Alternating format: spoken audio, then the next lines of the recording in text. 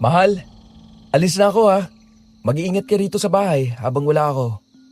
Pasasalubungan na lang kita ng paborito mong donut, okay?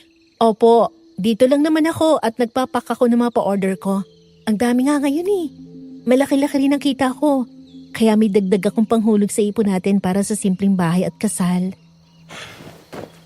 Ang diskarte naman talaga ng magiging asawa ko. Ang swerte ko sa iyo, Tya. Alam mo ba yon? Sana hindi ka magsawa o mapagod sa akin. Kahit na ganito pa lang ang buhay na kaya kong ibigay sa'yo. Kahit na pinupush mo ako mag-ibang bansa. Hindi ka napapagod maghintay sa sagot ko. Hindi naman ako naghahangad ng buhay na sobra pa sa sobra, Robin. Pero kaya kita'y tinutulok ng mga ibang bansa, hindi lang naman para sa akin, kundi para na rin makatulong ka sa pamilya mo, lalo na panganay ka pa naman. May iba ka pang kapatid na nag-aaral. Kapag nasa ibang bansa ka na, magiging madali rin ang buhay para sa pamilya mo. Hindi rin natin sigurado, mahal ko. Mahirap din ang buhay sa ibang bansa. O siya, alis na ako. Baka hapon na ako makauwi. Kakain na lang ako sa karinderya. May deliver ako doon sa baryong ayaw kunin ng mga kasamahan ko. Masyado kasing matatakotin. Ihuhuli ko na lang doon para diretso na uwi ako. Ano? Di ba sabi nila delikado nga raw doon kaya ayaw nilang nagpupunta doon? Matarik pa raw halos ang daan. Mahirap iakyat ang motor. Huwag mo na lang din kaya i-deliver. Baka mapanong ka doon, Robin. Dear Miss Amy, minahal ko siya kahit siya'y aswang. Dear Miss Amy, pag-ibig ba ito o sumpa? Dear Miss Amy, natatakot ako sa kanyang lihim. Ito ang aswang love story. Dear Miss Amy.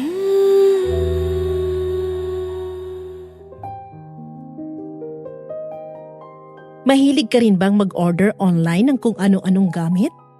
Anong gagawin mo kung ang taong sinuportahan mo sa lahat at minahal mo ng buong buo ay nagawa ka pa rin pagtaksilan? Hahayaan mo na lang ba siya o hihingi ka pa ng kasagutan kung bakit niya nagawa yon sa kabila ng mga bagay na ginawa mo para sa kanya? Kung ikay may kasagutan, paki-comment naman sa ibaba at gusto kong mabasa. Kung gusto mong malaman kung anong nangyari matapos ang naging pag-uusap namin ng kaibigan kong si Samantha, tungkol sa nawawala akong kinakasama, pakinggan mo ang kwento kong ito hanggang dulo. Magandang araw sa inyong lahat. Miss Amy, hanggang ngayon, hindi ko akalaing makakaranas din ako ng mga bagay na dati lang ay napapakinggan ko sa mga channel nyo.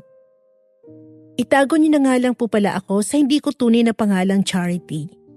Nangyari po ito 3 years ago lang, kaya sariwa pa rin sa akin hanggang ngayon ang lahat.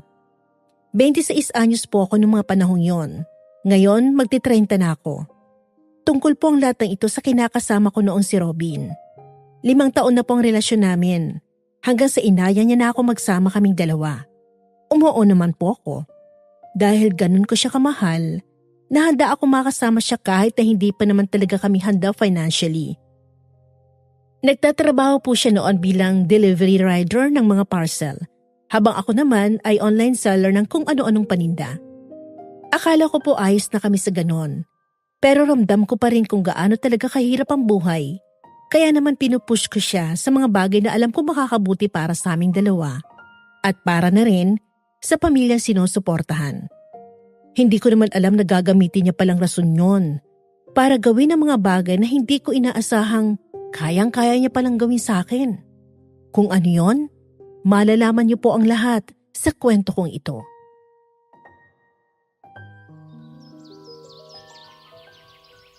Ano siya? Wala pa rin bang balita kay Robin hanggang ngayon? Wala pa rin, Sam. Tingnan mo nga't maghapon ako naghahanap. Hindi ko nakita kahit anino niya. Tawag ako ng tawag, nakailang daang text na rin ako pero wala siyang reply kahit isa. Saan naman kayo nagpunta ang isang yun? Hindi naman kita matulungan sa paghahanap at araw-araw akong may pasok sa grocery store. Ayos lang. Minsan naman sinasamahan ako ng Kuya Harvey mo gamit naman ng trike niya. Talagang tutulungan ka maghanap noon dahil kaibigan niya rin si Robin.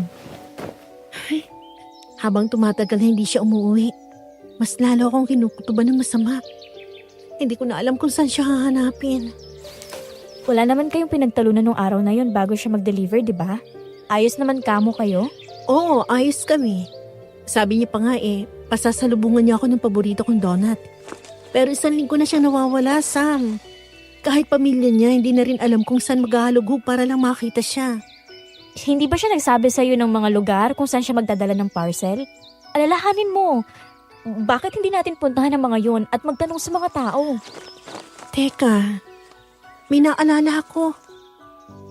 Alam mo ba yung kinikwento nila? Yung sinasabi nilang lugar na halos hindi nila tanggapin ng delivery kapag may parcel na ipapadala doon kasi nakakatakot daw yung lugar. Sam, dabagit niya sa akin nakatanggap siya ng parcel na doon na delivery address. Hindi kaya nabadpad siya doon? Ano? Bakit ngayon mo lang naalalang bagay na yan? Kinumbinsi ko rin naman kasi siyang wag nang tumuloy na mag-deliver doon. Sabi niya pag-iisipan niya kaya akala ko okay na't nagkasundo na kami dalawa. Paano nga kung tumuloy siya? Siyempre, iisipin din niyang irereklamo siya nung customer kung hindi dadalhin sa kanya yung parcel. Sabi nila, delikado daw doon kahit sa daan pa lang. Paano kung napaano na pala asawa ko? Hindi ko kakayanin, Samantha. Di puntahan natin yon. Alam ni Kuya Harvin kung saan yon. Miss Amy, noong mga panahong yon ay 1 linggo nang nawawala ang asawa ko. Mula na magpaalam siya sa akin, magde-deliver muna siya ng mga parcel. Kung saan sana ako nagpunta para hanapin siya. Nakapag-report na rin ako sa pulis. Pero hindi namin siya nakita sa mga lugar na makakapagsabi kung nasaan si Robin. Kahit mga address ng pinag-deliveran niya nung araw na yon, ay nagawa na rin namin puntahan. Pero pagka-deliver niya raw ng mga parcel, agad din naman siyang umaalis. Maging ang pamilya niya ay nag-aalala at naghahanap na rin sa kanya. Nang dahil doon, napilitan ako umuwi muna sa amin at umalis sa apartment namin ni Robin hanggat wala siya. Dahil kung mag-isa ako sa bahay namin, mas lalo akong kakainin ng pag-aalala ko sa nawawalang kinakasama.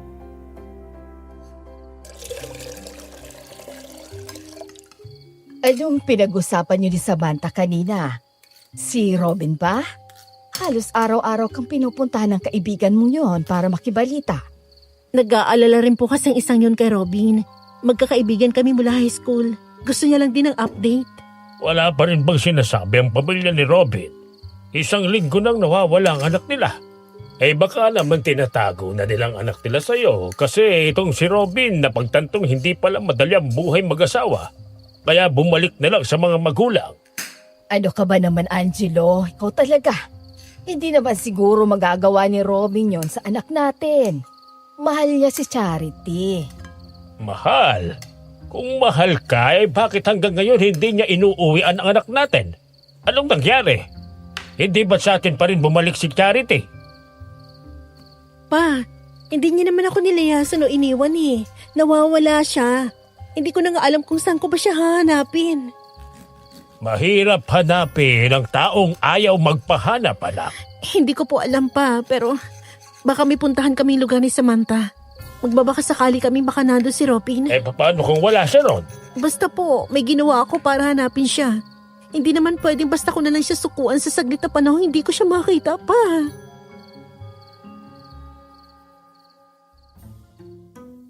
Hindi na talaga gusto ni Papa si Robin kahit nung nanliligaw pa lang ito sa akin, sa hindi ko rin malamang dahilan.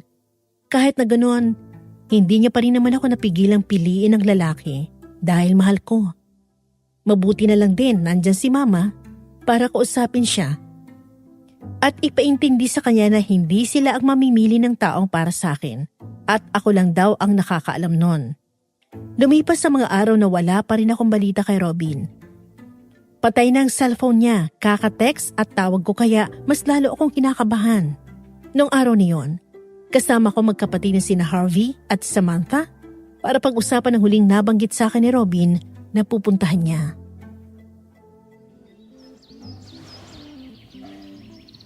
Sigurado ka bang sinabi niya sa'yong may deliver siya doon, Cha? Sigurado ako, Harvey. Hindi naman ako gumagawa ng kwento para sa maaaring puntahan ni Robin. Sa tingin mo ba, Kuya, pupunta siya doon? Posible rin. Dahil wala namang kinatatakutan ng isang yon. Minsan niya na rin sinalo yung deliver doon na ayaw kunin ng isa niyang kasama eh. Wala naman daw nangyaring masama sa kanya. Kaya pwede baka nga nagpunta siya doon. Paano kung napano na siya doon? Kung may nangyaring masama, sana may nabalitaan na tayo. kakalat agad yun. Pero wala naman tayong nababalitaan itong mga nakaraan, di ba? Paano kung wala lang palang nakakita sa kanya? Ha? Tsa, kumalma ka lang. Pupunta natin siya doon kung gusto mo, okay? Huwag ka lang mag-isip ng kung ano-ano. Mas lalong hindi nakakatulong sa sitwasyon mo yan. Tingnan mo nga yung itsura mo. Masyado ka ng stress. Kung ako man ang asawa ni Robin at nawala siya, may stress din naman ako ng sobra eh. Huwag mong ibida ang sarili mo, Sam. Hindi ikaw ang pinag-uusapan dito, ha? Sinasabi ko lang naman, kontrabida ka talaga kahit kailan. Anong plano mo niyan, Cha? Gusto kong puntahan yung lugar na sinasabi nila. Baka nandun siya, sa mga damuhan, sa talahib. Tingnan natin. Hindi naman sa nag-iisip na akong wala na siya, pero paano kung ganun na nga kaya hindi natin siya makita? Sige, pupuntahan natin. Pero hindi pa ngayon, ha? Magplano muna tayong mabuti kung paano tayo makakapasok sa baryo nila. Ang balita ko, hindi sila basta-basta tumatanggap ng ibang tao dun eh. Ganon? Bakit naman? Takot sila sa ibang tao, ganon? Siguro, hindi ko rin alam. Yun lang naman ang naririnig ko mga kwento-kwento eh, galing sa iba. Alamin na lang din natin nang makasigurado tayo sa lugar na pupuntahan natin. Salamat sa inyong dalawa ha. Tinutulungan niyo ako maghanap sa kanya hanggang ngayon. Kahit nakakapagod, kahit walang kasiguraduhan kung may patutunguhan pa ba talaga itong ginagawa natin. Ano ka ba, Tsa? Siyempre, kaibigan din namin si Robin. Hindi rin kami halos nakakatulog dahil nawawala siya eh.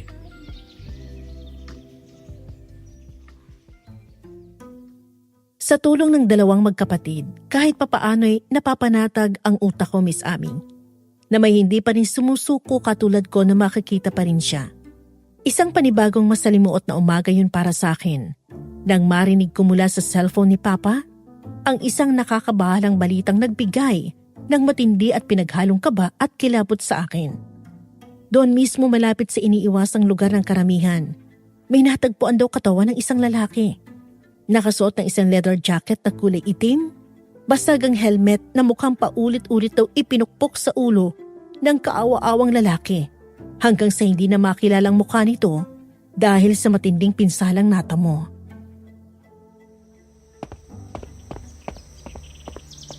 Tama bang pagkakarinig ko, Pa? Doon daw sa sitio Tibag? Papasok doon, Pa? Yun ang sabi, anak. Tingnan mo nga itong video. Pinagkakaguluhan ng mga tao. Kaya hindi ko rin malinaw na mapanood. Anong pinapanood yun dyan? Galing ako sa labas. May narinig akong balita. Yan ba yun?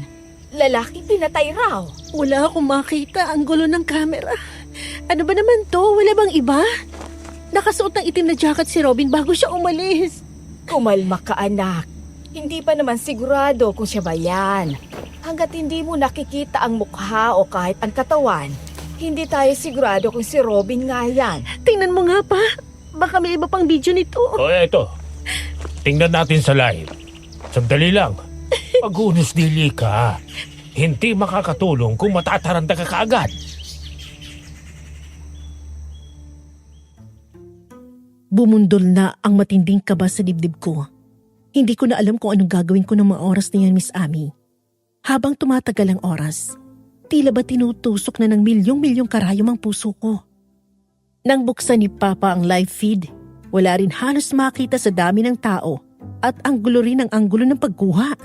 Hindi na ako nakatiis. Agad kong tinawagan sina Samantha at Harvey para samahan akong pumunta roon. Tulad nila, nakarating din sa kanilang balita at balak na talaga nila akong puntahan para makasiguro. Lula ng tricycle na minamaneho ni Harvey.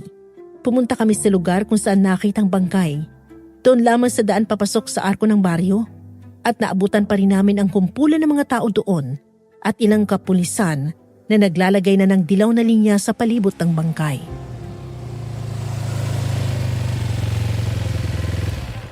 Dito, Cha! Bilisan mo, sumingit ka! Yala ka naman ng mga pulis na yan! Sandali lang, Sam. Hindi ko yata kaya. Sandali, ako muna. Sige nga, Kuya. Baka kasi bigla na lang maglupas sa itong si Charity. Hindi pa naman niya nakikita. Sana hindi siya. Hindi ko kakayanin ko siya na. Parang hindi naman si Robin to eh. Medyo malaking pangangatawan ng isang tutsa. Tsaka walang tattoo sa braso to. Si Robin meron. Sure ka, Kuya? Ako ngang titingin. Tumayo ka na dyan, Cha. Sigurado akong hindi si Robin ang isang to. Hindi nga siya, Cha. Sobrang layo ng isang to sa katawan ni Robin.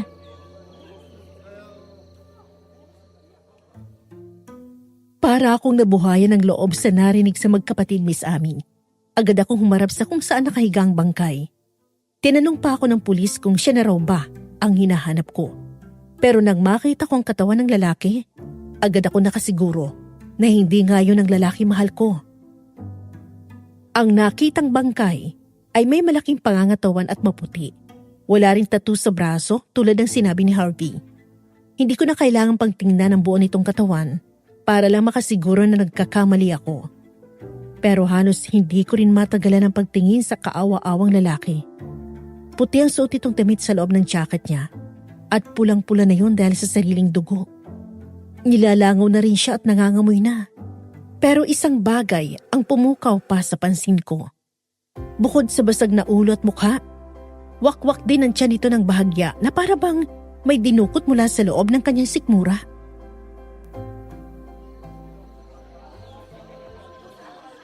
Hindi nga siya si Robin. Hindi yan ang mahal ko. Pero sino yan? May lahi raw, sabi ng pulis. Tinitingnan na rin ang ID. Tara na, Cha. Wakwak. Wakwak yung tiyan niya. Kinuha raw ang internal organs. Posible daw na gawa ito ng kulto. Diyos ko po, nakakatakot. Paano kung si Robin din? Naging biktima na rin pala ng kultong yan. Migil ka nga, Sam. Bibigyan mo na naman ng panibagong iisipin si Charity. Di mo rin talaga iniisip ang mga sinasabi mo eh. Basta may masabi ka lang kahit hindi naman kailangan. Posibilidad ang sinasabi ko, Kuya Harvey. Ikaw ang manahimik.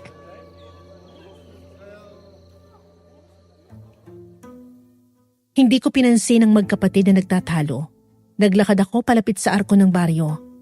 Hindi na iniintindi ang ibang taong nakapaligid at nakikiusisat. Liblib ang paligid, marahil dahil malapit sa bundok.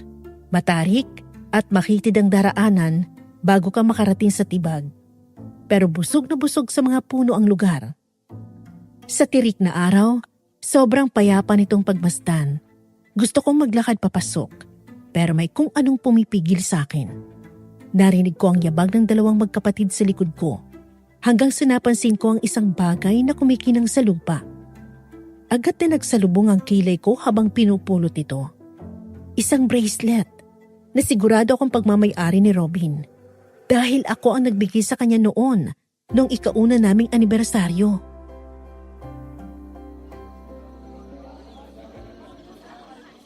Kay Robin tong bracelet. Pero bakit may dugo? Ano? Paano naman mapupunta rito yan, Cha? Baka nga dito talaga siya huling nagpunta. Hindi naman yan napupunta rito kung hindi siya galing dito eh. Oo, tama ka, San. Posible nga nandito talaga siya. Ang hindi ko maintindihan, bakit may dugo ito? Hindi kaya muntik na rin siyang patayin pero nakatakas siya?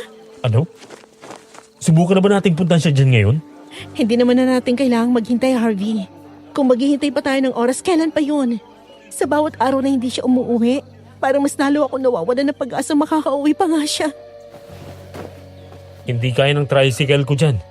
Maglakad na lang tayo. Motor lang, may kayang makapasok dyan eh. Hirap pa. Tara, hanggat may araw pa. Hindi natin alam baka mas delikado pala rito ng gabi.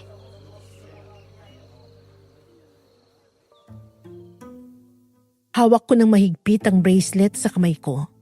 Hindi ko na pinansin pa kung gaano katarik ang daan papasok sa lugar na yon. Basta desidido ako makita si Robin. Nasa gitna pa lang kami ng paglalakad, pero nakakapagod na. Gayunpaman, hindi ako nakaririnig ng kahit anong reklamo mula sa magkapatid. Hanggang sa isang marungis na ale ang makakasalubong namin. Sa itsura niya pa lang, masasabi ko ng mukhang wala ito sa matinong pag-iisip. Pero bigla na lang siyang nagtanong sa amin. Bawal daw tumuloy sa baryo ng Tibag kung wala naman daw kami totoong pakay roon o kung hindi naman daw kami kakampi ng mga tao roon. Nagkatinginan kaming tatlo habang tumutuloy sa paglalakad ang babae. Nakalampas na siya sa amin bago niya sinabing hindi na nakakalabas doon ang sinumang nangangas na pumasok ng walang dahilan. Liban na lamang daw kung kami ay mga turistang maliligo sa magandang talon at kami ay may mga handog sa tao roon.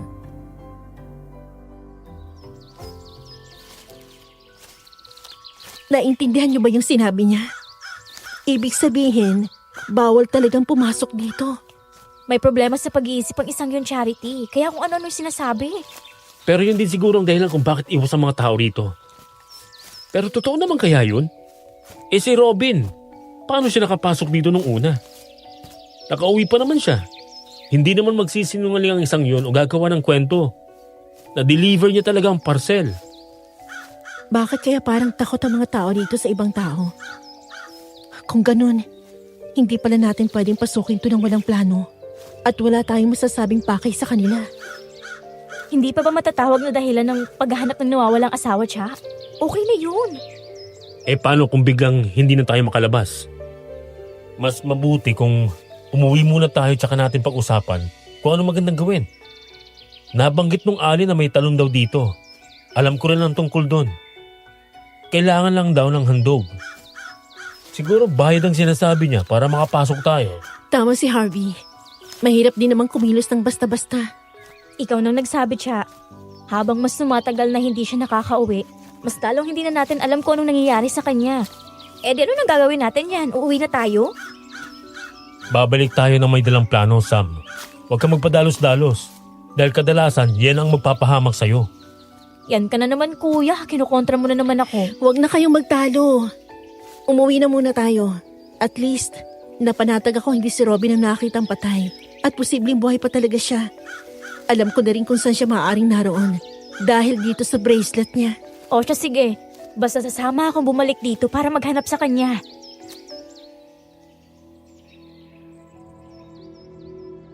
Ganon na nga ang naging plano namin, Miss Amy. Nung una, tuto lang mama't papa sa naiisip naming gawin nila sa Malta. Pero buo ang loob ko. Nahanapin sa tibag si Robin. Lahat ng pagpipigil ginawa nila dahil delikado raw sa mga lugar na hindi kami pamilyar. Pero hindi ako nakinig. Bit-bit ang isang malaking bag, pagkain at pera. Umalis ako ng bahay. Sinundo ako nila Harvey at tulad ko, marami silang mga dalang gamit. Sa unang tingin aakalain mong mga naglayas kami. Pero ang totoo ay magpapanggap kami bilang mga turista sa lugar na hindi namin lubos na kilala. Agad kami bumalik sa kabilang bayan at iniwan ng tricycle sa gilid ng daang paakyat. Alauna na ng mga oras na yon.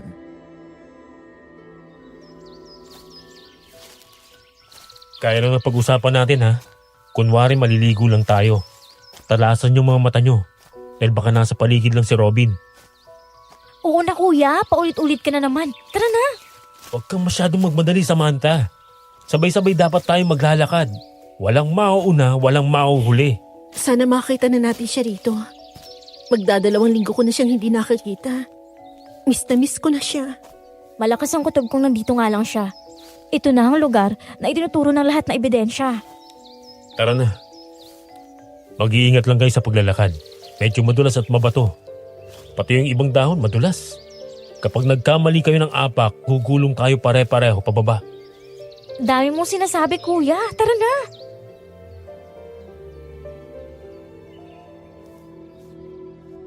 Bago pa sila muli magtalong magkapatid ay nauna na ako maglakad. Habang mas lumalalim kami sa loob ng pabundok na lugar na yon, tila unti-unti ring namamatay ang mga natural na ingay sa paligid. Wala na akong ibang marinig kundi ang mga yabag at paghinga na lang namin. At paminsan-minsan ay mga humuhuning uwak. Hindi na namin alam kung gaano na kami katagal na naglalakad. Basta habang lumalalim kami, mas dumidilim dahil sa naglalakihang puno at maya-maya pa, narinig namin ang malakas na bagsak ng tubig kaya alam naming malapit na kami. Unti-unti na kami nakakita ng malinaw na daan at nawala ang masukal na bahagi. Sa malayo, tanaw na namin ang mga kabahayang magkakalapit. Taliwas sa inakala kong gawa ang mga bahay doon sa kubo, lahat ang naroon, gawa sa bahay na bato at ang iba may pintura pa. Ganun na lang ang gulat naming tatlo nang biglang isa-isang maglabasan ng mga tao sa kanilang bahay. Tila na amoy agad nilang may ibang paparating.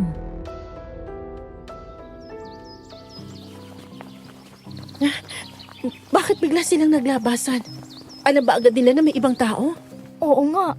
Wala naman silang mga aso para tahulan tayo. Huwag kayong magpalata masyado.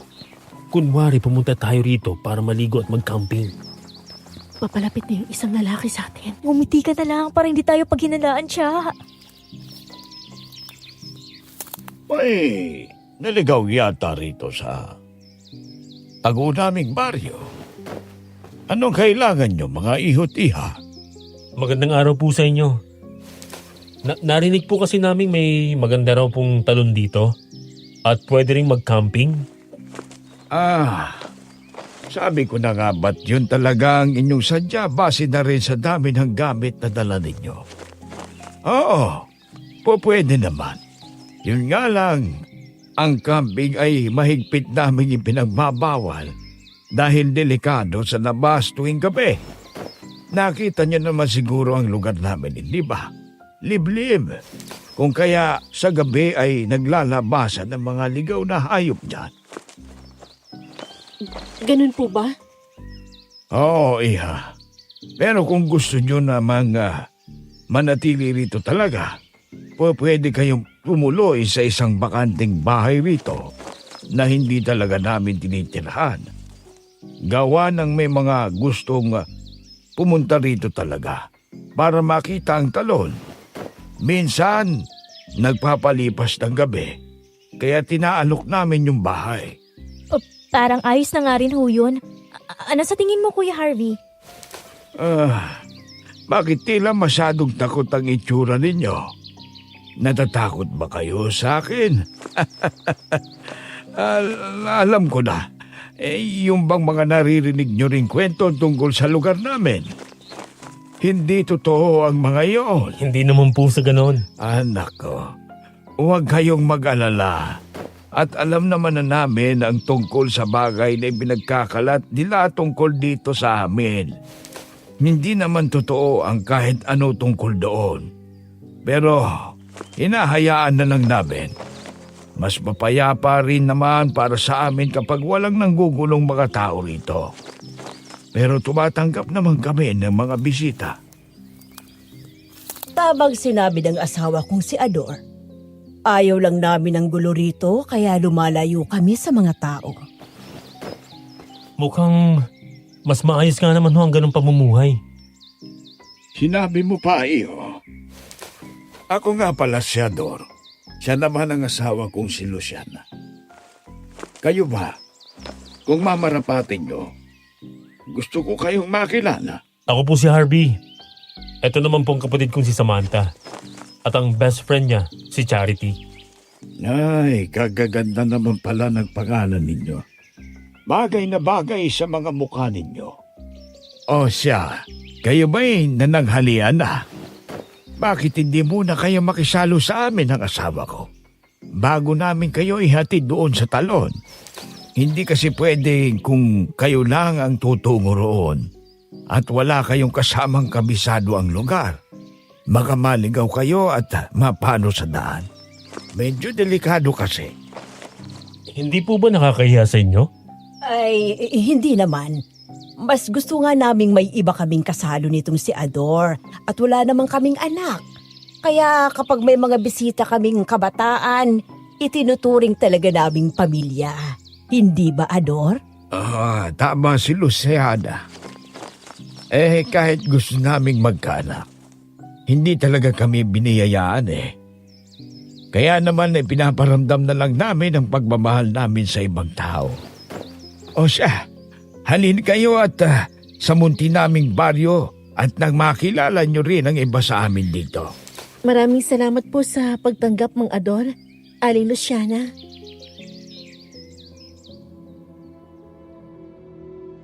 Nakahinga na lamang ako ng maluwag nang hindi man lang naghinala ang mga tao roon sa amin. Mukhang pinag-isipan at hinusgahan nga lang ng mga taong tagalabas ang mga tao sa Baryo Tibag. Dahil mukhang maayos naman talaga ang mga tao roon at kabaligtaran sa sinasabi nila. Bukas naman silang tumanggap ng ibang bisita. Sumunod kami sa mag-asawa pero hindi ko rin maiwasang mapansin na tila masyadong malalim kung tumitig ang iba sa kanila. Gayunpaman, Ipinakilala kami sa kanila ni Mang Ador bilang mga panauhin.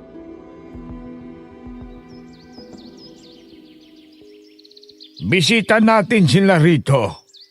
Kaya ituturing natin silang mga bisita. Naiintindihan nyo ba?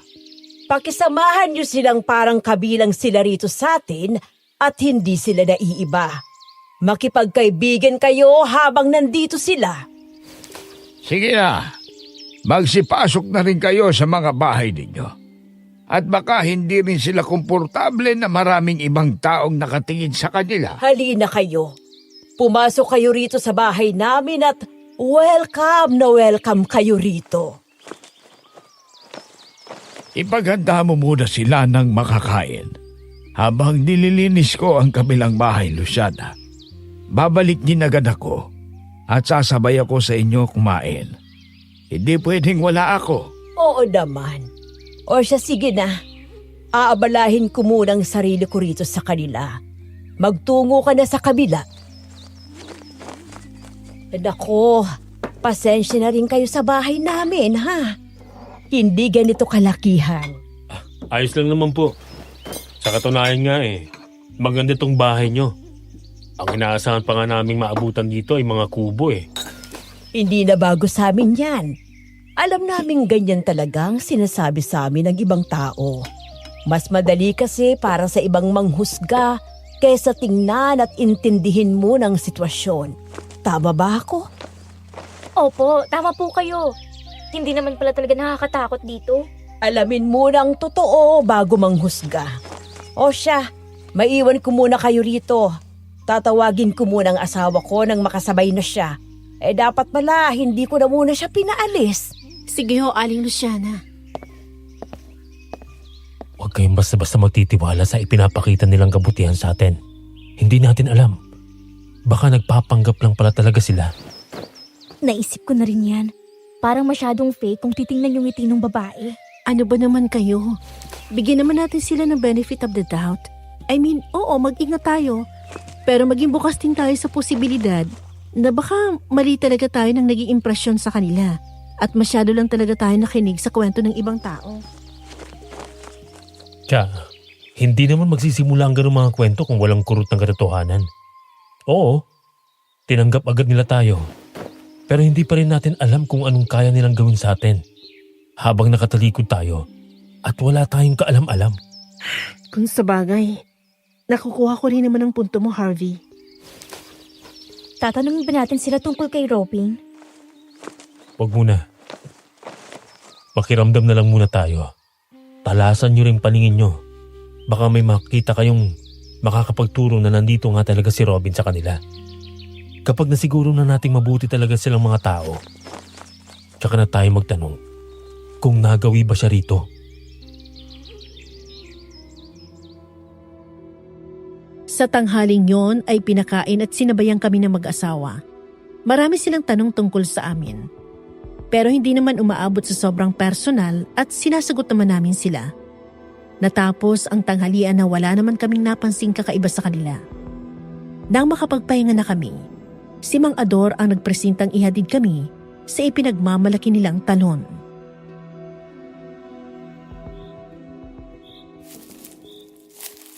O siya, huwag kayong ihiwalay sa akin at sinabi ko naman na sa inyong delikado at madulas ang daan. Mahirap na. Baka kung anong mangyari sa inyo. Opo, mga Ador. Oh, kayong dalawang babae. Ayos lang ba kayo? Opo, excited na ako makita yung talon na pinagmamalaki nyo. Di ba, Cha? Opo, bihira na kasi kami makalabas ng ganito dahil sa edad at responsibilidad namin. Nagkakatuwang magkaroon kami ng pahinga kahit papaano. Paniguradong matutuwa kayo kapag nakita nyo na ang pupuntahan natin. Tara na! Walang magpapaiwan sa paglalakad, ha? Ikaw, Harvey, hihintayin mo muna ang nasa likuran mo.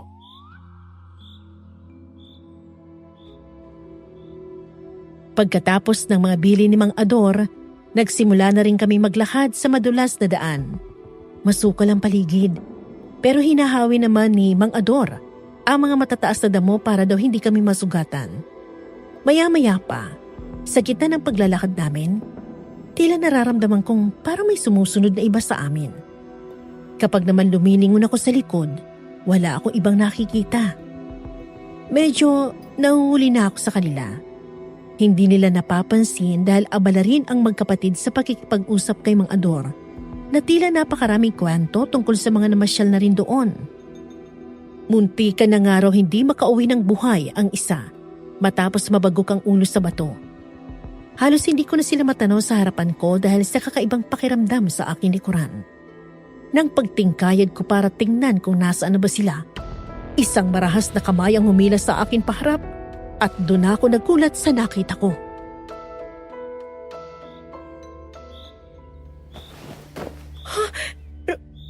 Robin? Robin, ikaw nga ba yan?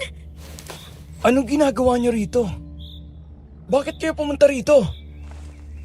Ano? Pagkatapos mo hindi magpakita ng 2 linggo, nandito ka lang pala buhay na buhay? Tsaka bakit ganyan ang tanong mo? Malamang kaya kami nandito kasi hinahanap ka namin. Hindi na dapat kayo pumunta rito. Hinayaan mo na muna sana ako. Dahil uuwi naman ako sa'yo. Hinayaan? Uuwi? Bugok ka ba, Robin? Anong gusto mo? Magchila ako sa bahay pagkatapos mo akong bigla na lang hindi uwian? Robin, halos mamatay ako sa pag-aalala sa'yo. Hindi ako makatulog kakaisip kung saan ka pa hahanapin, kung ano na bang nangyari sa'yo, nasan ka na. Tapos ganito lang magiging bungad mo sa akin? Aba, ayos ka! Nakakaloko ka! Hindi mo ako naiintindihan. Hindi ko naman sinasadyang hindi ka uwian. Ano hindi sinadya? Sa nakikita ko ngayon, alam ko na ginusto mo talagang umalis. Ni hindi ka man lang sumagot sa mga tawag at text ko. Sana sinabi mo sa akin na ayaw mo na muna ako makita. Siguro maiintindihan ko pa kung ganon. Pero itong ganito, hindi Robin! Hindi ko to maiintindihan! Hayaan mo muna ako magsalita at magpaliwanag siya. May rason ako, okay? At sana kapag narinig mo ang rason ko, maintindihan mo ako. Siguro nga maiintindihan kita. Pero hindi ko pa rin maiintindihan kung bakit kinailangan mong gawin sa akin ang bagay na yon. Ni hindi mo nga alam kung gaano ko halos maglupasay sa bangkay na natagpo ang inakala kong ikaw? Sorry, mahal. I'm sorry. Yun lang ang masasabi ko sa lahat ng ginawa ko. Pero sana, pakinggan mo na muna ako. Sige nga, anong rason mo? Sana lang talaga sapat na rason yan para maintindihan kita sa ginawa mo. Alam mo namang hindi ito ang unang beses na may tinanggap akong order dito, di ba?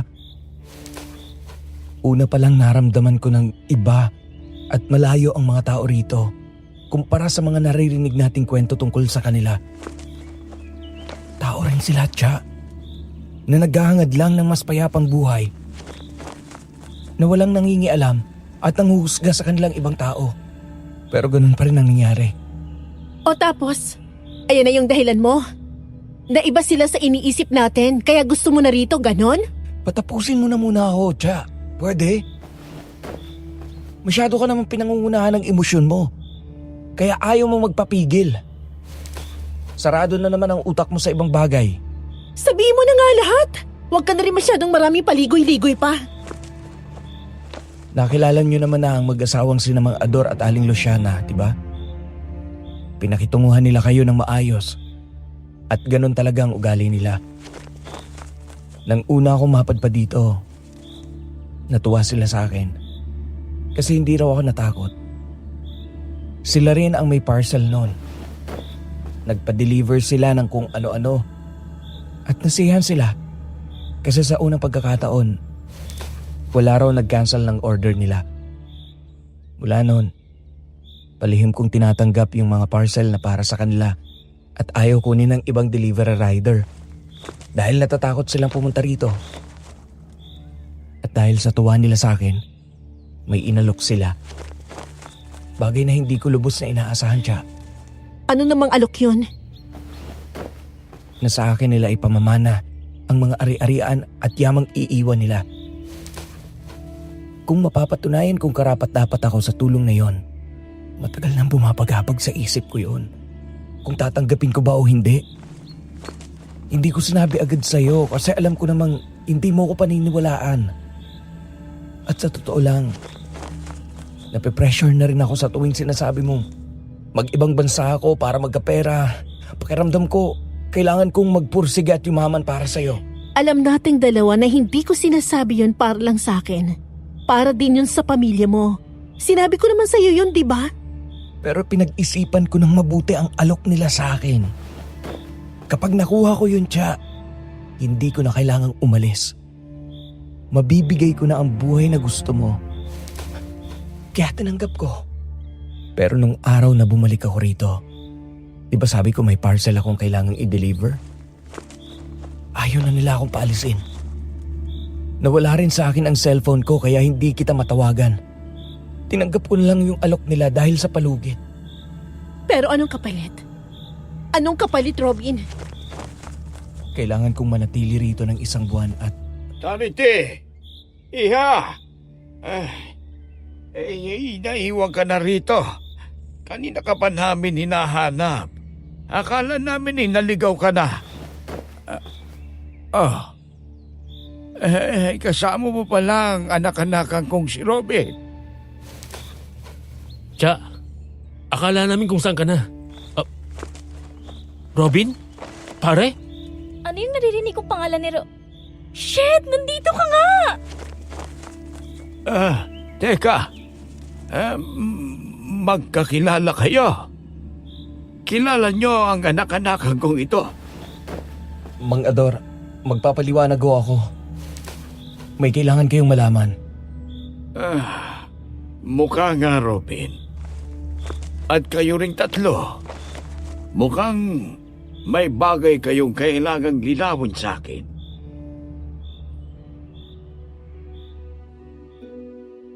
Para ako nakaramdam ng kilapot sa paraan ng pagkakasabi noon ni Mang Ador, Miss Ami. Para bang nakagawa kami ng napakalaking kasalanan at kailangan namin magbayad kung ayaw naming maparusahan. Sumunod na lang kami sa kanya, pabalik sa kanilang bahay.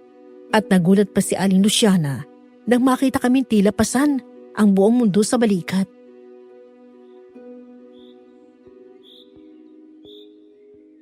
Pumasok kayo. Mukhang may kailangan kayong ipaliwanag sa amin ng asawa ko. Pakiramdam ko parang nagkamali yata ako ng mga taong pinagkatiwalaan at pinapasok dito sa amin. Hindi naman po sa ganun, Mang Ador. Mukhang alam ko naman kung ano talagang rason ang pinunta nila rito. Mukhang may dapat nga tayong pag-usapan. O siya, dito tayo sa sala at maupo tayong lahat. Ikaw, Robin. Ikaw muna ang gusto kong marinig na magsalita. Bago po ako magpaliwanag, ipapakilala ko po muna sa inyo ang naiwan kong kinakasama. Si Charity. Mukhang nagsinungaling nga kayong tatlo sa amin. Sige, magpatuloy ka. Alam ko pong kaya sila nagpunta rito ay maaaring hinahanap nila ako. Sinabi ko naman po sa inyo, hindi ko nasabihan si Charity tungkol dito at wala siyang alam. Alam kong ang una niyang gagawin ay ang hanapin ako. Kaya hindi na ako nagulat nang malaman kong nandito siya kasama ang mga kaibigan namin. Kung nasabihan ko lang siguro siya tungkol sa pananatili ko rito, hindi niya naman to gagawin. So all this time, hindi ka naman pala talaga nawawala, Robin? Umalis ka talaga? Samantha, manahimik ka na muna. Hayaan mo na muna silang magsalita. Wala tayong kailangang sabihin dito. Naiintindihan ko, Robin. Mukhang may pagkakamali rin talaga kami ni Luciana na hindi ka namin hinayaang makauwi muna at makapagsabi sa asawa mo. Ginusto naming dumito ka na kaagad. Ikaw naman, Charity. Anong dahilan mo para magsinungaling kayo ng mga kaibigan mo sa amin? Alam niyo naman po na may naririnig na kaming kwento tungkol dito sa inyo. Kaya natatakot kami pumunta na lang dito ng basta-basta. Nagbabaka sakali lang naman po kami makita rito si Robin. At hindi nga po ako nagkamali. Nagpanggap kami may iba talaga kami sadya rito. Kasi base na rin sa narinig namin, hindi kami pwedeng pumunta na lang dito ng basta-basta at walang tunay na pakay. Pero hindi pa ba tunay na pakay kung sasabihin ninyong nandito talaga kayo para hanapin si Robin?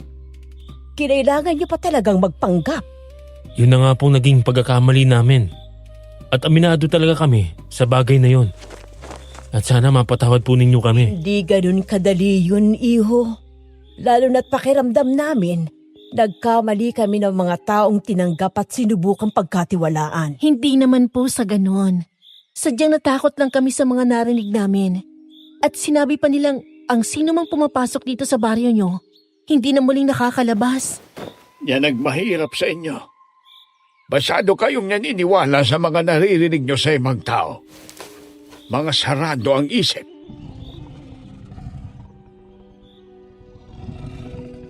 Muntik na akong mapatayo sa gulat nang makarinig ako ng isang pag-angil na hindi kayang gawin ng tao at mabangis na hayop lang ang makakagawa.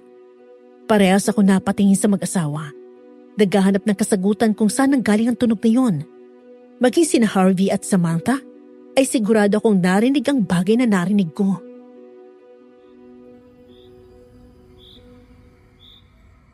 Saan ho galing ang tunog na yon? Hindi mo na kailangang malaman ng mga kung ano pang bagay rito sa lugar na ito.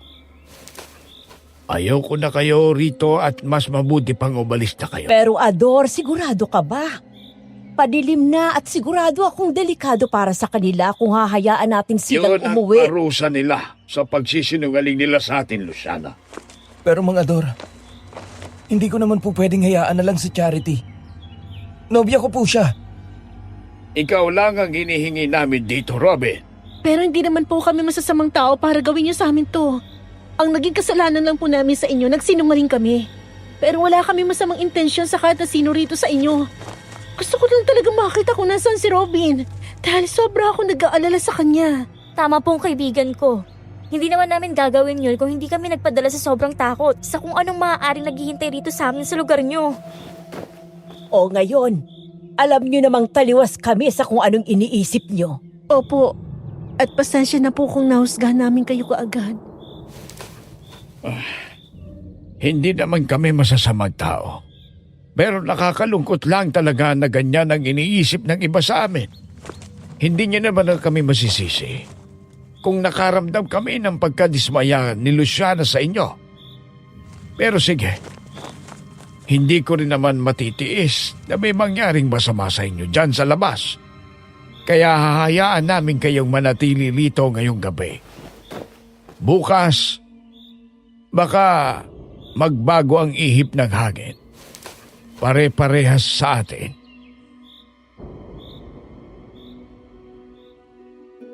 Natapos ang usapan, pero hindi pa rin ako makahinga ng maluwag. Dapat tingin lang ako kay Robin na may bahid pa rin ang pagsisisi at paghingi ng tawad sa akin. Hindi ko siya pinansin dahil hindi ko siya lubos na maintindihan para gawin ang bagay na yun nang hindi man lang ako tinatanong. Nagdesisyon siya para sa sarili niya at hindi niya ako sinabihan na para bang hindi niya ako kinakasama. Nung gabing yon, iniling niyang tumabi ako sa kanya. Kaya pinagbigyan ko na rin siya dahil sa mga tanong na bumabagabag pa rin sa akin.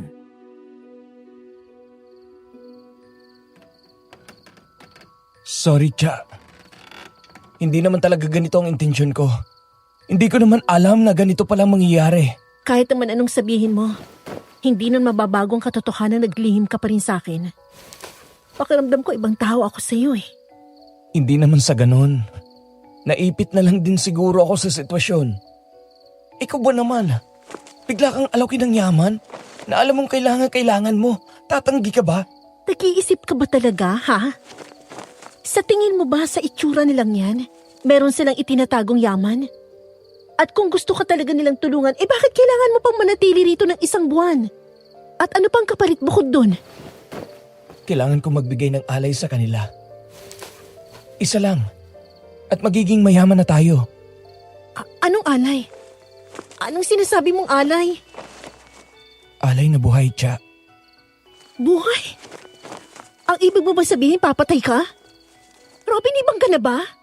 Sa mga bagay na sinasabi mo't nalalaman ko, pati na rin sa mga ginagawa mo, parang hindi na yata kita kilala eh.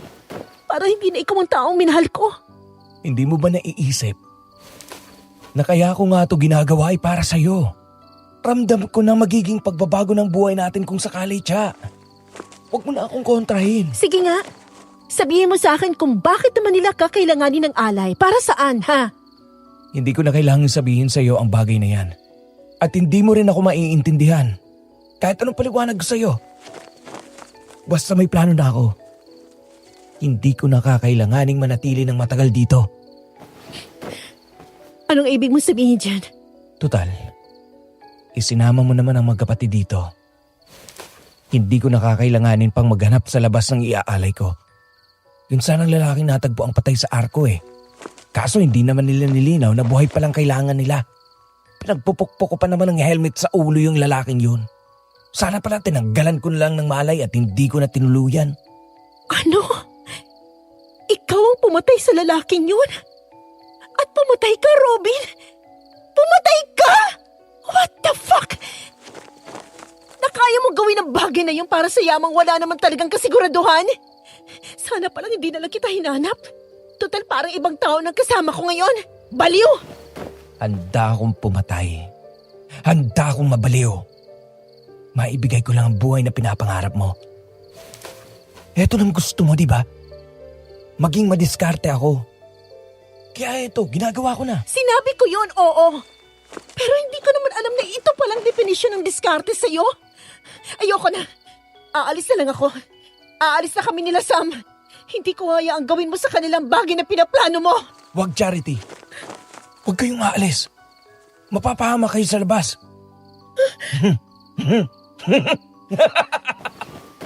Hindi niyo alam kung ano naghihintay sa inyo dyan sa oras na lumabas kayo. Kaya kong ipagtanggol ang sarili ko. Baka nakakalimutan mo kung sino ako.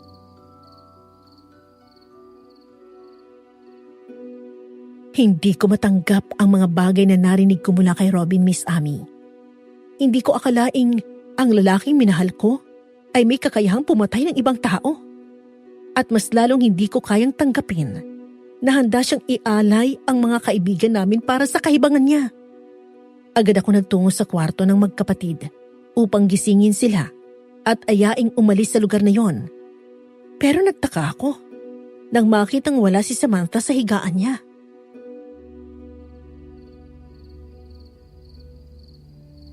Harvey, gumising ka dyan. Aalis na tayo rito. Tsaka nasan si Samantha? Bakit wala rito? Anong oras na ba? Umaga na ba? Si Samantha, Harvey, nasan? Ha? Nandito lang yung kanina. Nauna pa nga natulog sa akin eh. Tsaka, bakit ka ba nanggigising? Gabi pa lang. Kailangan na nating umalis dito. Hanapin natin si Samantha. Si Robin. Iiwan natin si Robin? Hindi na si Robin ang taong nakita natin dito. Huwag ka na masyadong maraming tanong. Halika na. Ano bang sinasabi mo dyan? Paano iba? Siyang siya yun. Ano bang nangyayari sa'yo, Cha? Bakit tarantang-taranta ka? Kumilos ka na kung ayaw mong may mangyaring masama sa kapatid mo. Bakit? Ano bang mangyayari sa kanya? Kinakabahan naman ako sa'yo eh. Basta halika na. Tulong! Kuya! Cha! Si Sam! Shit! Nasaan siya? Bakit ba siya lumabas nang hindi man lang nagpapaalam sa akin? Ayoko mamamatay! Parang awa mo na!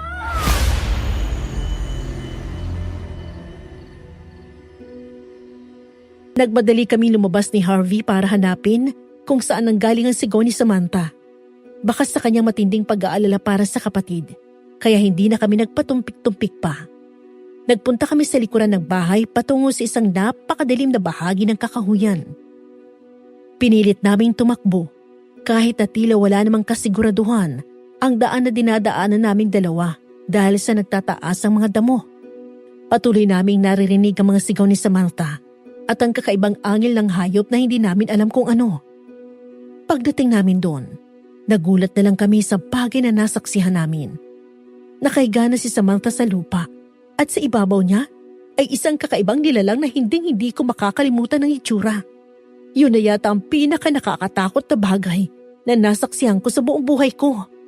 Isang nilalang na may yukot o kubang likuran, payat, at itim na itim ang kulay ng balat na tila bitak-bitak at nangingintab dahil sa kakaibang likidong tumutulong mula sa kanya.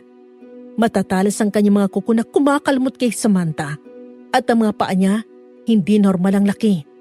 Napatigil siya sa pag-atake sa kaawa-awa kong kaibigan nang maramdaman niyang pagdating namin. Doon na ako halos takasan ng ulirat. Dumiretso ang mga mata niya sa akin. Bural at tila luluwa na mga mata niyang pulang-pula at nangangalit. Lumabas ang matatalas niyang ngipin dahil sa pag-angil at napansin ko rin punit ang kanyang bibig. Tumulo ang napakalapot niyang laway na may kakaibang amoy. Amoy na nakaduduwal at magpapaikot ang sikmura mo.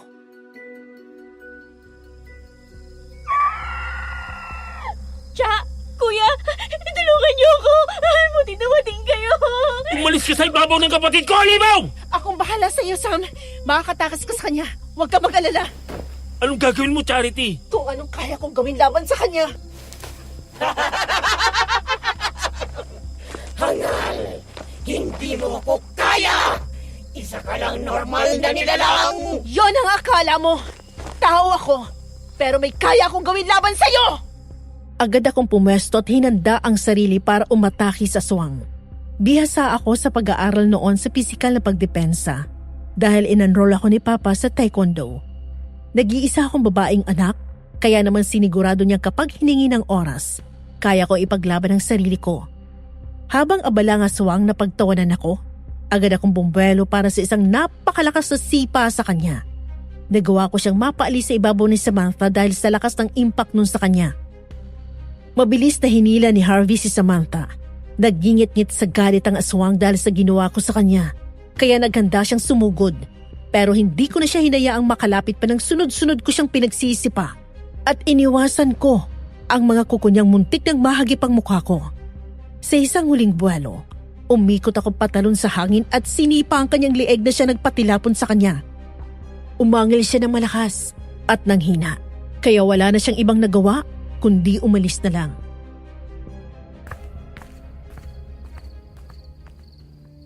Cha! Salamat! Salamat sa ginawa mo! Ano ba kasing ginagawa mo rito, ha? Hindi ko rin alam kung paano ako napunta rito, kuya.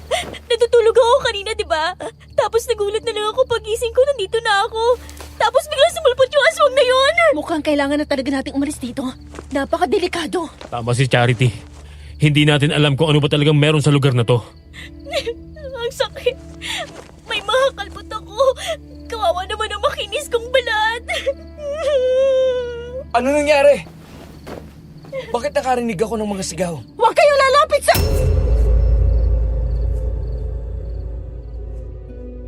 Hindi ko na nagawa pang ituloy ang sasabihin ko. Nang patakbong lumapit si Samantha kay Robin at niyakap ito. Nagulat ako. At nagtaka sa naging reaksyon ni Samantha sa pagdating ni Robin, na para bang ito ang nagligtas sa kanya. Nagkatinginan na lang kami ni Harvey habang umiiyak si Samantha sa mga bisig ni Robin habang nagkikwento siya. Inaalo naman siya ng lalaki at pinapatahan. Sa kabila ng pagtataka, mas nanaig ang pag-aalala ko sa kaibigan sa kayang gawin ni Robin sa kanya, kaya agad ko siyang hinila palayo. Ano ba, Samantha? Huwag kang lumapit sa kanya! Cha? Nagsalos ka ba? Sorry, nadala lang naman ako ng emosyon ko. Hindi, Sam. Ang sinasabi ko, huwag kang lumapit sa lalaking yan. Hindi natin yan kilala. Ano ba kasing sinasabi mo dyan, Cha? Kanina mo pa sinasabi yan, ah. Ibalik niyo na si Samantha sa loob. Kailangan niyang magamot agad. At baka ikamatay niya pa ang kalmot ng aswang. Hindi yan basta-basta madadaan sa paglilinis lang gamit ang tubig. Makamandag kahit ang mga kuko nila. Hindi lang ang mga ngipin. Hindi ko alam na may ganyan ka na palang kaalaman sa mga aswang ngayon. Pwede ba, Cha? Tumigil ka na muna para kay Sam. Gusto mo bang ipahamak ang kaibigan mo, ha? Basta ang alam ko lang, mas mapapahamak kami sa kamay mo. At posibleng pati na rin sa mga tao rito. Tara na, uuwi na tayo. Ano po, Charity? Hindi kita maintindihan. Hindi mo ba nakikita ang itsura ko, ha?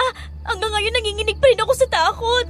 Tapos pipilitin mong umuwi tayo? Paano kung may aswang na namang umatake sa daan? Nag-iisip ka ba? Hindi mo ako naiintindihan, Samantha. Cha, kumalma ka na muna. Hindi tayo nakakapag-isip ng maayos kung pinangungunahan tayo ng emosyon natin. Kung may hindi man kayo pagkakaunawaan ni Robin, mas mabuti kung aayusin nyo yan. Sa ngayon, gusto kong magamot ang kapatid ko. Kaya kung pwede, pumasok na tayo sa loob. Ano ba pang ginagawa niyong apat dyan sa labas? Hating gabi na. At anong nangyari sa iyo, Samantha?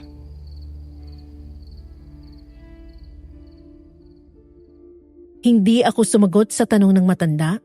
Ganon din ang magkapatid kaya naman sa huli. Si Robin ang sumagot sa tanong niya. Naiinis ako naunang maglakad sa kanila dahil ayaw nilang makinig. Pero kahit na ganon, hindi ko rin kayang sabihin ang bagay na nagawa ni Robin. Totoo pala ang kasabihan na gagawin kang tanga ng pag-ibig. Pero hindi ko po binalak na suportahan si Robin sa gusto niya. Ang gusto ko na lang ng mga oras na yon, mailigtas sa mga kaibigan ko at tuluyan na siyang iwan sa baryong yon. Makuha niya man ang yaman na hinahangad niya, hindi ko na siya babalikan. Marahas kong ibinagsak ang pinto ng kwarto habang pinagkakaabala nila si Samantha. Hindi ko na inisip na naging bastos ako sa may-ari ng bahay at taong nagpatuloy sa amin. Ang tumatakbo na lang sa utak ko noon, wala akong dapat na pagkatiwalaan sa kanila. Napaiyak na lang ako sa labis na kalituhan hanggang sa maya-maya pa, biglang bumukas ang pinto at pumasok doon si Harvey.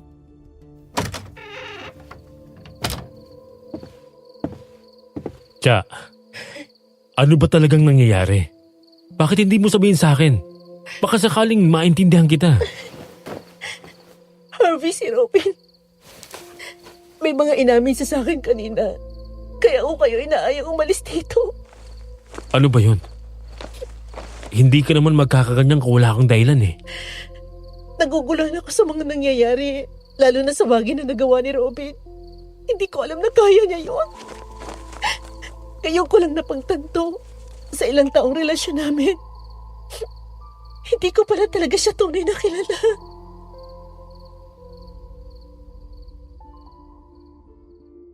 Sinabi ko lahat kay Harvey ang mga alam ko magmula sa yaman, sa alay, ang balak niya sa magkapatid, hanggang sa pagpatay ni Robin sa natagpo ang patay. Saka lang din pumasok sa isip ko ang nakita kong bracelet niya na kaya yun may dugo. Dahil siya pala ang may kagagawa noon at napigtal sa kamay niya. Nawala ng ebidensya mga pulis dahil sa akin. Tulad ko, gulat na gulat din si Harvey sa mga nalaman niya. Hindi niya rin lubos sa kalaing makakayanan ni Robin gawin ang mga bagay na yon. Kaya naman sa huli, napagdesisyonan naming dalawa na sa ayaw at sa gusto ni Samantha, aalis kami sa lugar na yon. Paglabas namin, naabutan naming tulala si Samantha at mukhang malalim ang iniisip. Wala na sina Robin at Mang Ador.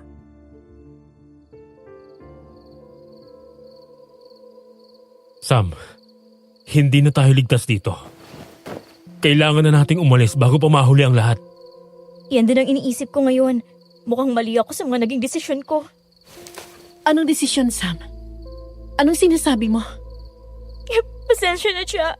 Hindi ko naman sinasadya eh. Nagkamali ako. Natukso lang naman ako. Hindi ko naman alam na aabot pala sa ganito. Ang ano? May hindi ka pa sinasabi sa amin? May dapat ka bang aminin, Samantha? Nakokonsensya na ako pagkatapos mo akong iligtas kanina sa aswang. Ano ba?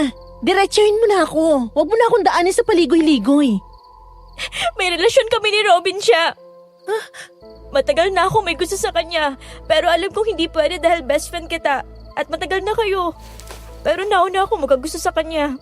Alam ko na mga kung dahilan kung bakit nagkakilala kayo. Dahil pinakilala ko kayo sa isa't isa. Pero hindi ko naman alam na sa'yo pala siya magkakagusto. Kung alam ko lang, hindi ko na sana ginawa. Ano? May relasyon kayo? Paano? Kano niyo na ako katagal iloloko? Pinagbuka niyo akong tanga? Sinubukan ko naman siyang kalimutan eh. Sinubukan kong maging masaya para sa inyo. Pero hindi ko talaga kaya. Kahit anong gawin ko, alam ko sa sarili kong mahal ko talaga si Robin. Umamin ako sa kanya pero binaliwala niya lang ako. Tapos, noong nakaraang taon lang, nag-away kayong dalawa kasi pinipilit mo siyang mag-ibang bansa. Naglasing siya noon siya. Tapos, bigla niya akong tinawagan. Sabi niya, puntahan ko raw siya sa bar kung nasaan siya. Paano mo nakayanan gawin yan sa sarili mong kaibigan? Pinuntahan ko siya kasi nag-alala ako. Tapos may nangyari sa amin. Pero hindi niya ginusto. Nagsisi siya. At alam kong kasalanan ko dahil nagpadala ako sa tukso. Pero, siya, mahal ko talaga siya eh. Hindi ako pumayag na pagkatapos nun, ganun na lang kami, na parang walang nangyari. Kaya tinakot ko siya. Sinabi ko sa kanya na isusumbong ko siya sa'yo, na may nangyari sa amin. Na tinukso niya ako. Kung hindi siya papayag sa gusto kong mangyari na maging kami. Siya, mahal na mahal ka niya. Kaya tiniis niya makipagrelasyon sa akin. Huwag mo lang malaman ng totoo. Hayop ka, Samantha. Halos ituring na kitang kapatid tapos ganito lang gagawin mo sa akin? Paano mo nagawa sa akin to? Paano mo ako nagawang traidorin? Wala lang ba sa'yo yung pagkakaibigan natin? Naging tanga ako para sa kanya. Kasi ganun ko siya kamahal. Nahanda akong maging kabit niya para lang huwag niya akong iwan. Para lang maranasan ko kung anong pakiramdam na maging akin naman siya. Kahit na ako na oras lang. Kahit na alam ko pagkatapos, sa'yo pa rin siya uuwi. Hindi ko matanggap na sa dami ng babae dyan, ikaw pa talaga may kakayang gawin sa akin to. Tangina ka, Sam! Alam ko. Oo, tangina ko talaga siya. Sinayang ko yung pagkakaibigan natin para kay Robin. Pero anong koneksyon ng mga sinabi mo sa desisyon na sinasabi mo kanina, Samantha? Nung nakaraan, nagulat na lang ako sa sinabi niya sa akin. Sabi niya, mahal niya raw ako at gusto ka na niyang iwan siya. At malapit na raw siyang yumaman. Magsasama na raw kami pagkatapos. Pero bago yun, kailangan niya raw munang mag-alay. At kung gusto ko raw siyang makasama habang buhay, tulungan ko raw siya. At huwag mong sabihin, ipinagkanulo mo ako, Sam? Siyang nagsabi noon. Ikaw na lang daw ang gawing alay. Lahat to planado. Ang pagkawala niya, ang pagtulak ko sa'yo na pumunta rito. Lahat yun naisip niya. Para sa yaman na ibibigay sa kanya ng mag-asawang yun. Bakit? Bakit niya nagawa ito? Pero sabi niya kayong magkapatid ang ibibigay niyang alay, hindi ako! Posibleng parehas kayong nilinlang ni Robin. Parehas ang sinabi niya sa inyo. Pero ang totoo, tatlo tayong mapapahamak dito. Hindi na siya si Robin siya. Posibleng aswang na rin siya. Anong sinasabi mo? Kanina nung niyakap ko siya, naramdaman kong bumao ng kuko niya sa likod ko. Matulis, tulad ng kuko ng aswang na sumugod sa akin. Tapos may binulong siya. Naaamoy niya raw ang dugo ko. Kaya naguluhan ako. Nakonsensya ako. Hindi ko pala kayang gawin yun sa'yo, Cha. Hindi ko kayang kang mamatay. Kung alam ko lang na ganitong kataksilan na palang ginagawa mo sa akin, sana pala hindi na lang kita iniligtas sa aswang. Sana hinayaan na lang kitang mamatay. Cha! Tumigil lang muna kayong dalawa. Siguro, mas makabubuti kung aalis na tayo rito ngayon din. Kung ayaw nating pare-pareho na mahulog sa patibong na gawa ni Robin. Hayop siya. Siya dapat ang sisihin sa lahat ng to eh. Demonyo siya. Hindi ko akalain kaya niyang gawin ang mga bagay na to sa inyo.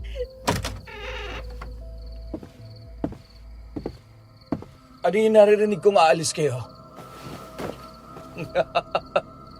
Sa tingin niyo ba, ahayaan ko kayo? Hindi ako nag-isip ng mabuti sa planong gagawin ko para lang hayaan kayong makatakas. Anong klaseng demonyo ka ba, Robin? Hayop ka! Hindi ka lang manloloko. Mamamatay tao ka na rin. At huwag mo sabihing aswang ka na. Napakatalino mo naman talaga, mahal ko. Naisip mo agad yon? Oo naman. Katulad na nila ako. Hindi naman sana mangyayari to kung hindi mo rin kagagawan eh. Itulak at pilitin mo ba naman akong kumita ng malaki? Palibhasa, mas malaking kinikita mo sa akin. Kahit nasa bahay ka lang. Pakiramdam ko gusto mong pantayan kita. Kasi mas magaling ka sa akin. Mas madiskarte. Ano bang sinasabi mo? Kailan ko ipinaramdam sa'yo na nasa kompetisyon tayong dalawa? Tinutulungan lang kita. Pero hindi ganun ang nararamdaman ko, Charity. Pakiramdam ko, kulang pa lahat ng efforts ko. Lahat ng ginagawa ko, kasalanan mo yun! At paano ko naman naging kasalanan ng sarili mong kahangalan? Hindi ba? Tinanggap ko yung delivery ng parcel dito kahit natatakot ako. Kasi iniisip ko dagdag kita. Pero hindi mo lang alam kung anong nangyari sa akin dito nung araw na yon. Akala ko mabuti sila. Lalo pa sabi nila, bibigyan daw ako ng yaman. Pero anong ginawa nila?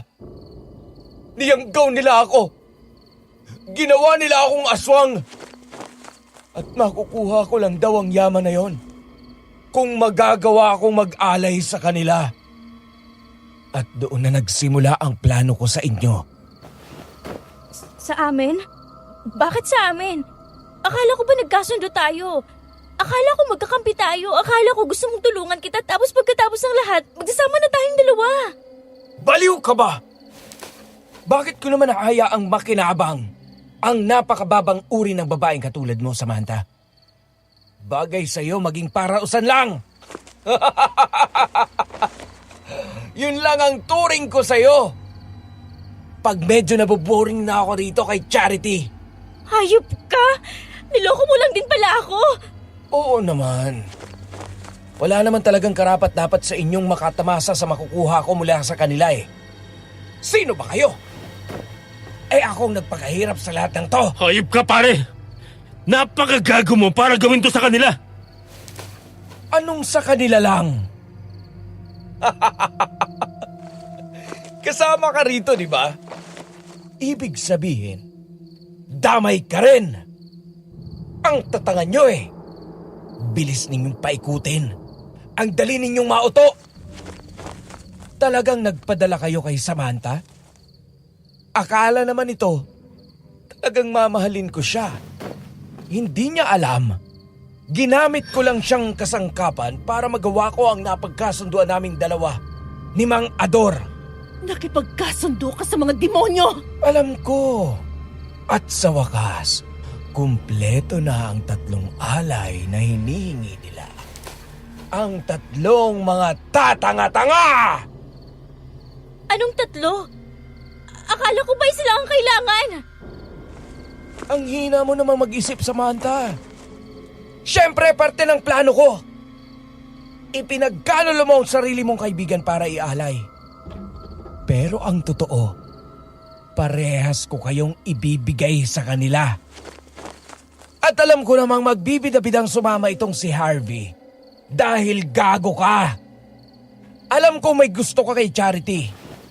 Kaya bagay na bagay kayo magsama-sama. At ngayon, eto na magiging huling gabi ninyo. Pare-parehas at makakalaya na rin ako sa sumpang ito. Napakabigat sa dibdib ng eksenang yon para sa akin, Miss Amy. Sumasakit ang ulo ko sa mga bagay na narinig. Hindi lang kay Samantha at kay Robin, kundi pati na rin kay Harvey na hindi na rin pinabulaanan ang sinabi ni Robin. Pakiramdam ko, masusuka ako sa dami ng impormasyong narinig. Nawalan na ako ng lakas at napasalampak na lang sa sahig. Hindi ko na alam kung paano pa ako titingin sa kanila. Hindi ko alam na ang labis na pagmamahal ko kay Robin ay dadalhin ako sa kapahamakan. Ang taong inakala kong hindi ako kayang saktan, kaya pala akong patayin. Biglang sinuntok ni Harvey si Robin, pero hindi ko na sinubukang awatin sila. Si Samantha, hindi alam kung anong gagawin.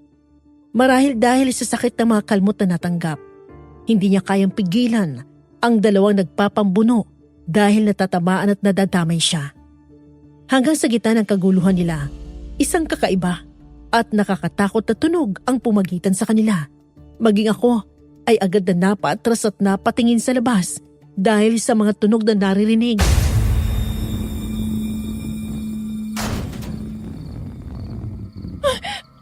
Ano yun?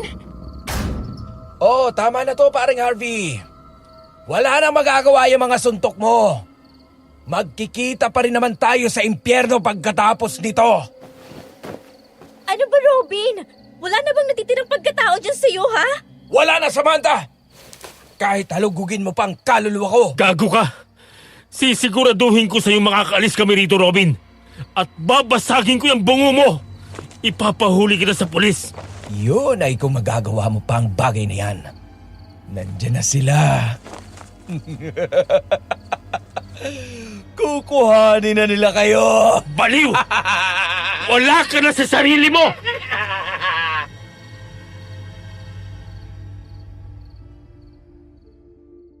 Humalakhak si Robin na parabang wala ng bukas habang patuloy na kumakalahig ang mga kuko sa dingding.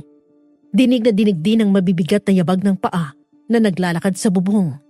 Sa itsura ni Robin, wala na talaga akong makita ni Katiting na pagkatao sa kanya. Pisikal na lamang niyang anyo ang naroon, pero ang kaluluwa niya ay isinanla niya na sa demonyo. Bumukas ang pinto sa isang marahas na sipa. Humalo sa hangin ang napakabahong amoy ng mga aswang. Doon, hindi lang nag-iisa ang aswang na handang lumapas sa amin. Marami sila at nakapalibot sa bahay. Ang itsura nila ay tulad ng itsura ng aswang na sumugod kay Samantha. Dahan-dahang lumapit ang isa sa kanila. Nagkumpulan kaming tatlo sa labis sa takot. Habang si Robin naman ay tuwang-tuwa sa nangyayari. Pumasok ang 4 na lalaki may mapupulang mata at mahabang kuko. Hindi sila mukhang tao. Ang kanilang mga balat ay kulay abo at tuyot na parang balat ng ahas. Pinalibutan nila kami ni Harvey at Samantha habang si Robin nananatiling nakatayo sa isang sulok, nakangisi ng nakakapangilabot. Sumunod na pumasok ang 2 mag-asawa na parabang nanunood sila ng isang magandang palabas.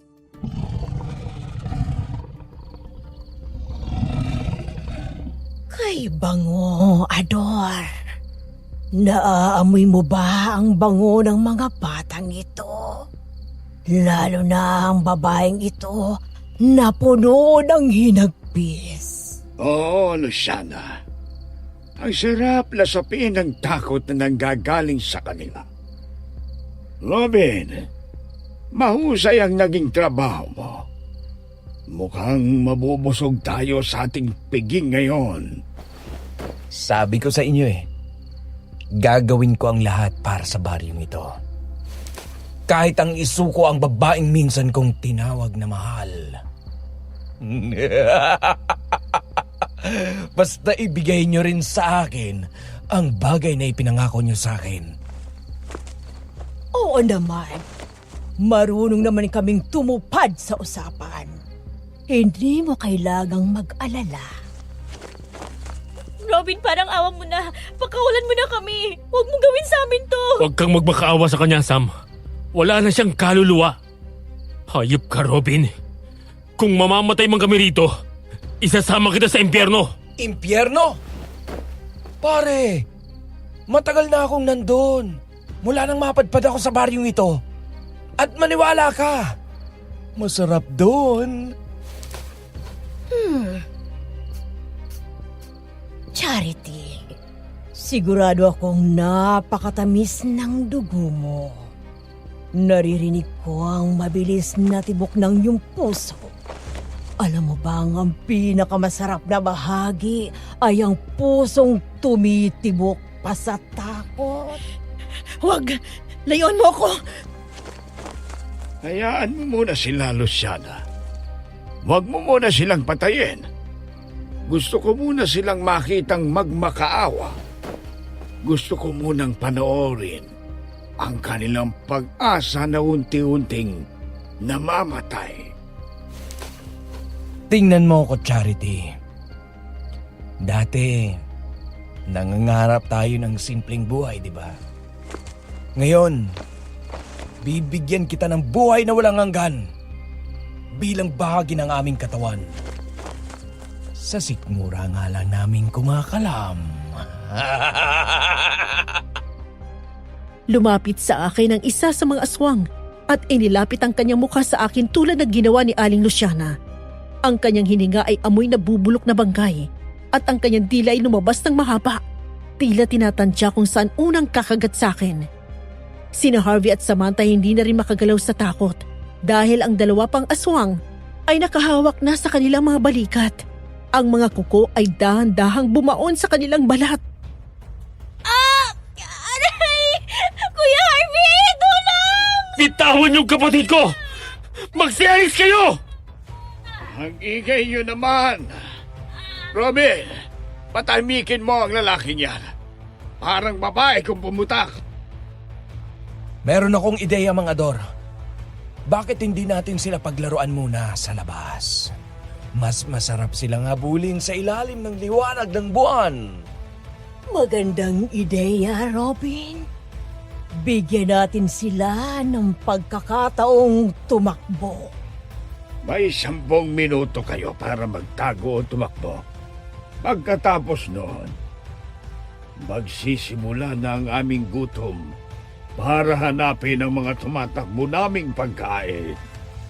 Takbo! Itinulak kami ng mga aswang palabas ng pinto.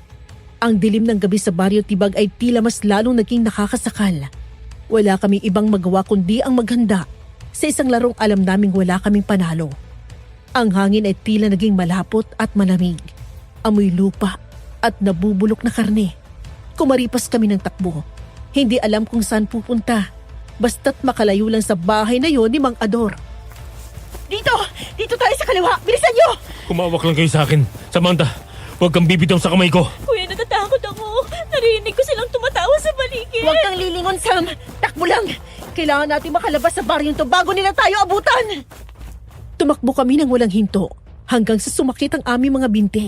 Pero habang tumatagal, unti-unti akong kinabahan. Ang malaking puno ng balete na nadaanan namin ay napansin kong nasa harapan na naman namin. Teka, huminto mo muna tayo. Bakit parang kanina pa tayo rito? Itong punong to. Ito rin yung nilagpasan nating 5 minuto nang nakakalipas. Hindi maaari. Dire-diretso lang naman ang takbo natin, di ba? Bakit pabalik-balik tayo? Pinaglalaroan nila tayo. Alam nilang pasikot-sikot dito. Harvey, anong gagawin natin? Nararamdaman ko sila nakatingin sa atin mula sa mga puno. Kailangan magkakasama tayo. Walang hihiwalay. Kung maghihiwa-hiwalay tayo, isa-isa nila tayong kukunin. Kuya, yan na sila. Nakikita ko mga mata nila sa dilim. Ang dami nila! Mula sa kadiliman ng mga puno, nakita ko mapupulang mata na tila nagmamasid. Naririnig ko rin ang kaluskos ng mga kuko sa balat ng kahoy. Sinasadya nilang hindi kami agad lapitan para masaksihan ang unti-unting pagkapraning namin.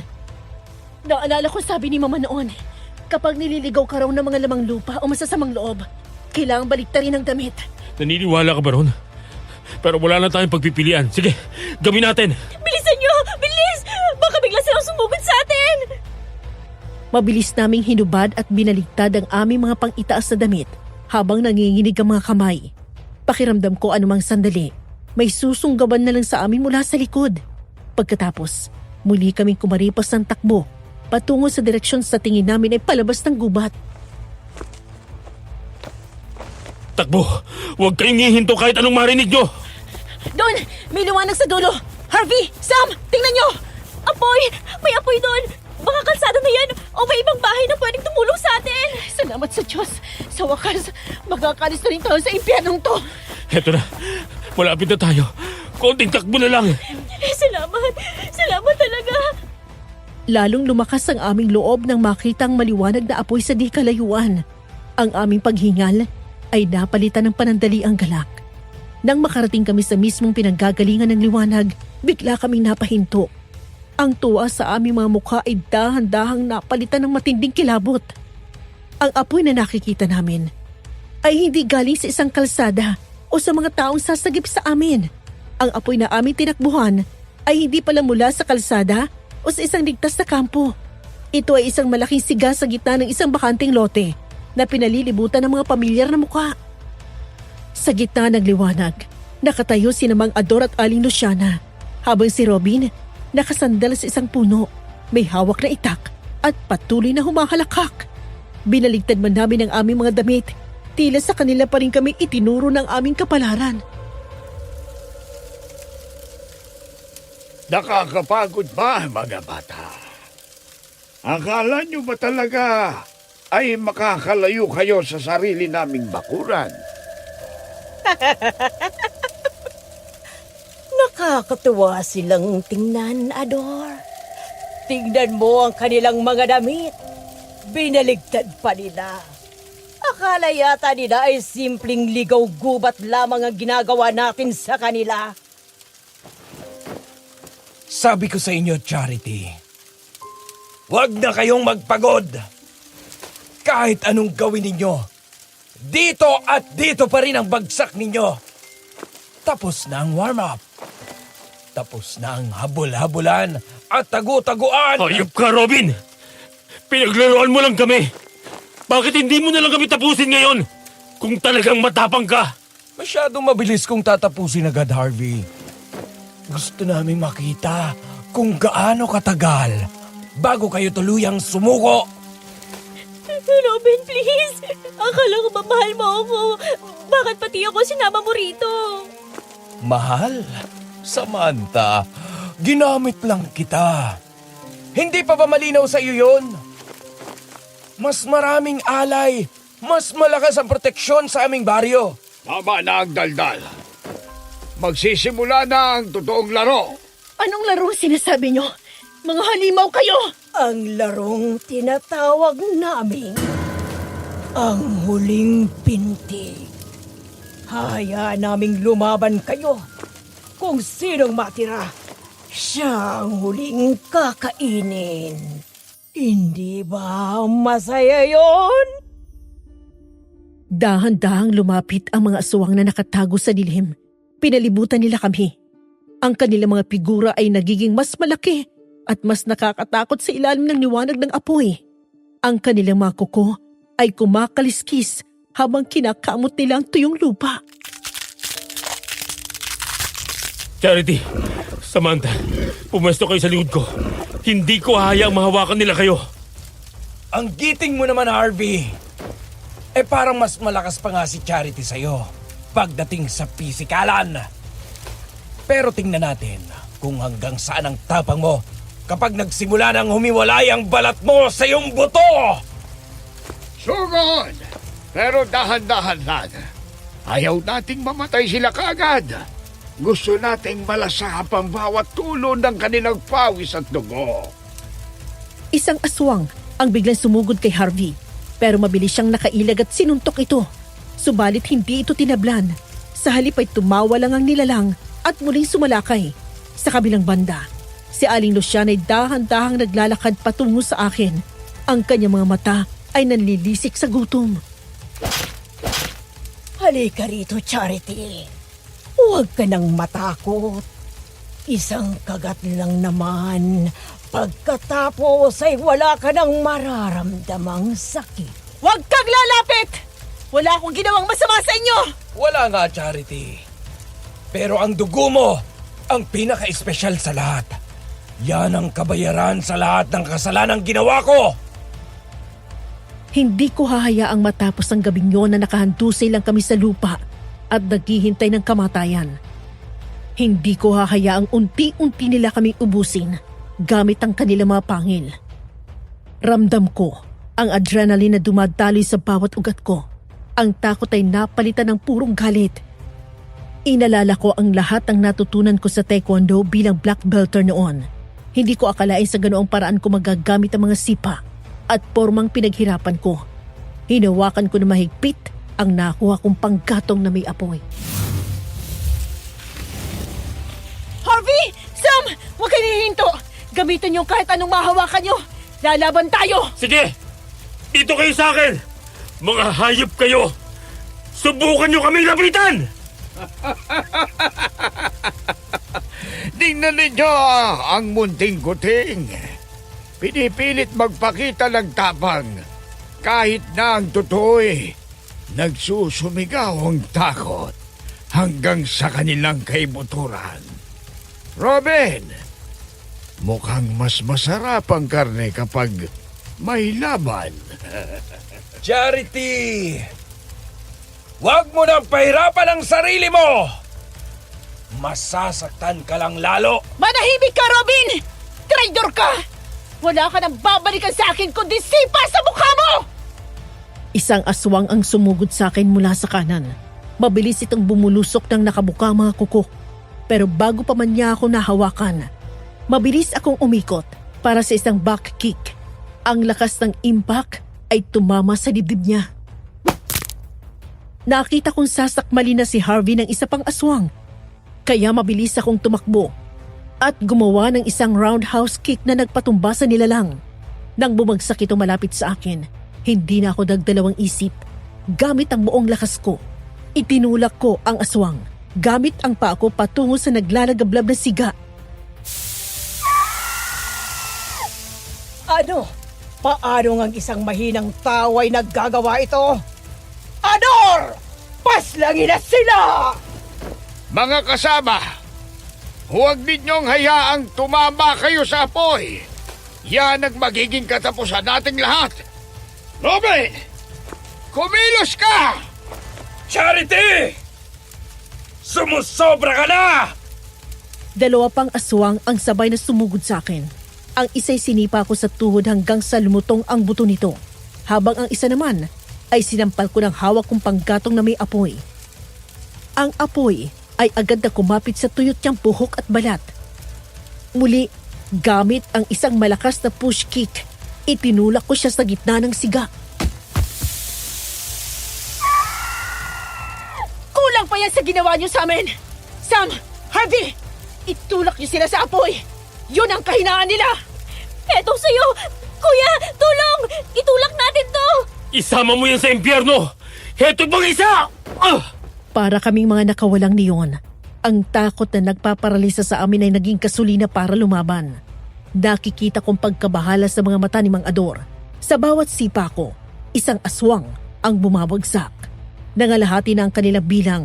Ang iba'y abo na sa gitna ng siga, habang ang iba ay nangingisay na sa lupa dahil sa tindi ng sipa ko sa kanilang mga vital points na itinuro din sa amin noon. Ano ngayon, Mang Ador? Aling Luciana! Nasaan ang tapang niyo? Walang iyakang bata ka!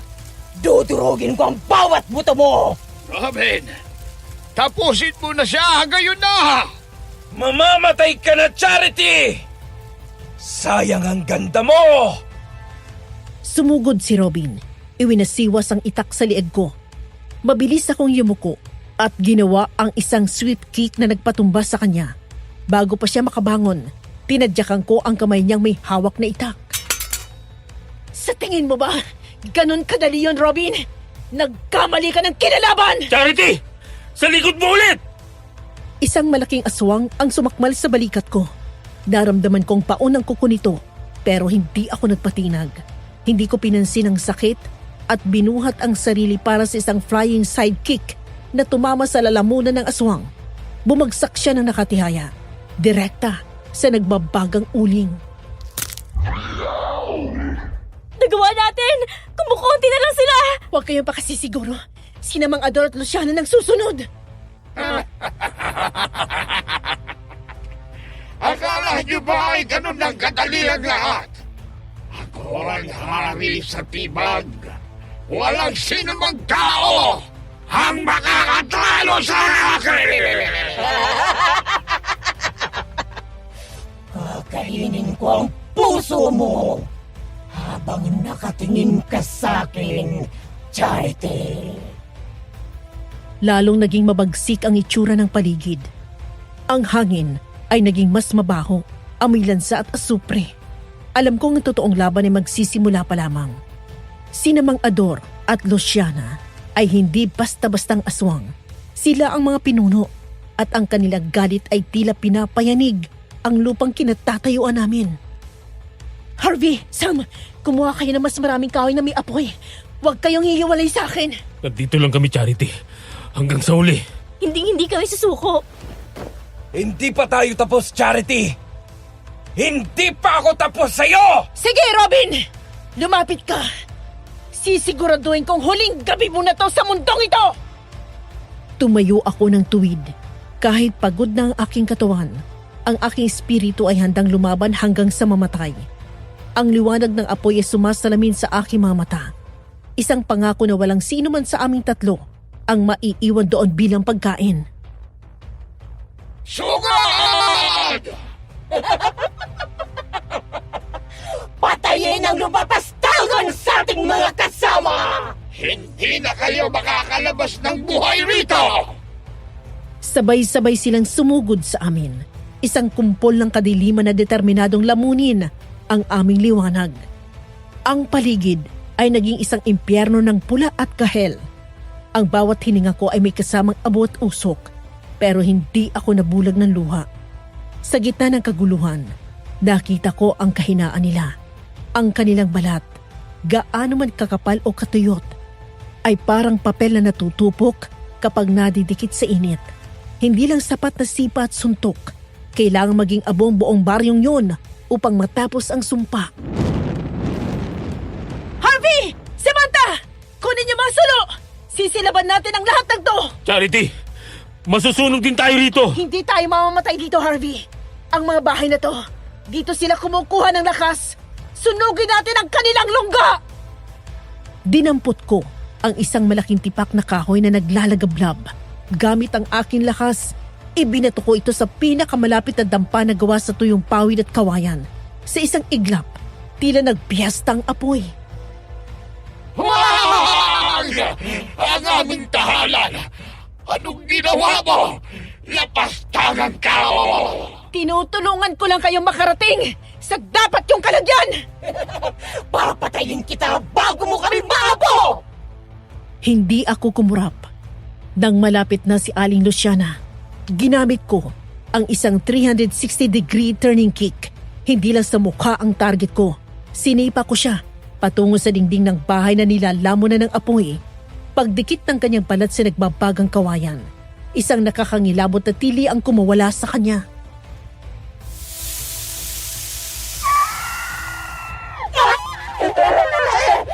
Mainit! Ano?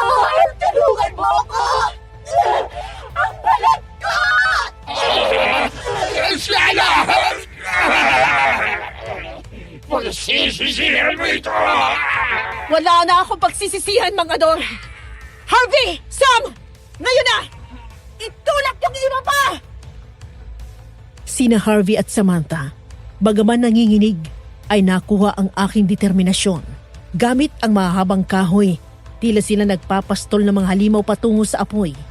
Ang mga aswang na mapang-api ay naging parang mga asong bahagang buntot na umiiwas sa init. Pero hindi ko sila binigyan ng daan. Isang malakas na sidekick ang ibinigay ko kay Mang Ador na nagpadiretso sa kanya. Sa gitna ng naglalagablab na siga kasama ang kanyang natutupok na asawa. Kuya, nasusunog na silang lahat. Alis na tayo rito. Teka, si Robin. Nasaan ang traidor na yan? Lumingon ako at nakita ko si Robin. Nakaluhod siya malapit sa apoy. Ang kanyang balat ay may mga pasong natamo. Wala na ang kanyang kayabangan. Wala na ang kanyang pangungutya. Ang tanging natira ay isang lalaking duwag na takot mamatay. Charity! Charity, parang awa mo na. Nagkamali ako. Nilason lang nila ang isipan ko. Nilason? Ikaw ang nagdala sa amin dito, Robin.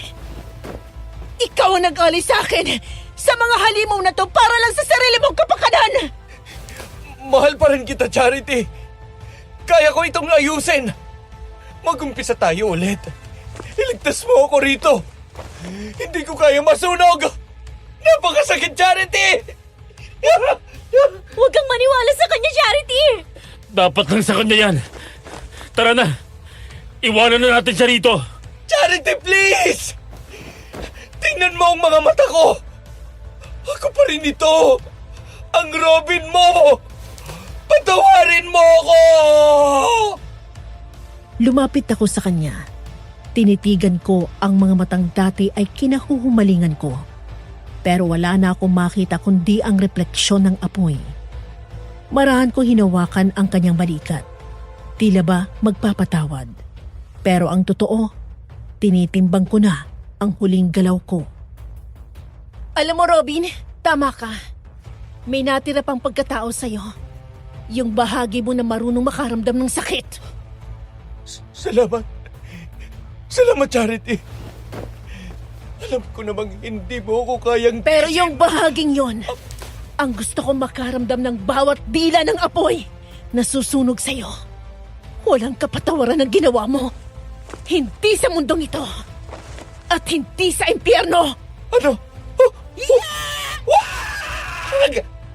Sa isang mabilis at buong puwersang push kick, itinulak ko si Robin ng buong lakas patungo sa gitna ng laglalagablab na bahay ni Mang Ador. Ang kanyang sigaw ay umalingaw-ngaw, sumasabay sa langit-ngit ng mga bumabagsak na haligi. Wala akong naramdamang awa. Ang tanging naramdaman ko ay ang paglaya. Habang tumatakbo kami palayo, narinig ko ang huling pagguho ng baryo. Ang baryo Tibag ay naglalaho na sa mapa, kasama ang lahat ng mga lihim at halimaw nito. Ang init sa aking likuran ay dahan-dahang napalitan ng malamig na simoy ng madaling araw. Pagod ang aking katawan puno ng pasa at sugat. Pero ang puso ko ay sa wakas, tumitibok na para sa aking sarili. Hindi na para sa isang taong lalamunin ng pala ako ng buo. Tumingin ako sa abot tanaw kung saan sumisikat ang araw. Ang usok mula sa nasunog na baryo'y unti-unting tinatangay ng hangin. Sa bawat hakbang ko palayo, nararamdaman ko ang bigat na nawawala. Hindi lang ako nakaligtas sa mga aswang. Nakaligtas ako sa pagkakaalipin sa isang maling pag-ibig. Isang buwan ang mabilis na lumipas mula ng gabing lamunin ng apoy ang Baryo Tibag. Ang mga sugat sa aking katawan ay naghilom na. Bagaman may mga peklat na mananatiling paalala ng aking pakikipaglaban. Pero ang sugat sa aking sistema, ang trauma ng pagtatraidor at ang mukha ng kamatayan, yon ang mas mahirap gamutin. Pumayag ako makipagkita kay Samantha pagkatapos ng walang sawa niyang pamimilit sa akin sa text at tawag at pagpunta sa bahay namin. Dahil gusto niya ako makausap. Dire-diretso ang lakad ko nang makita ko siyang nakatungo sa isang mesa. Naghihintay sa pagdating ko. Nang ibaba ko ang bag ko sa mesa, para siyang nabuhayan ng loob.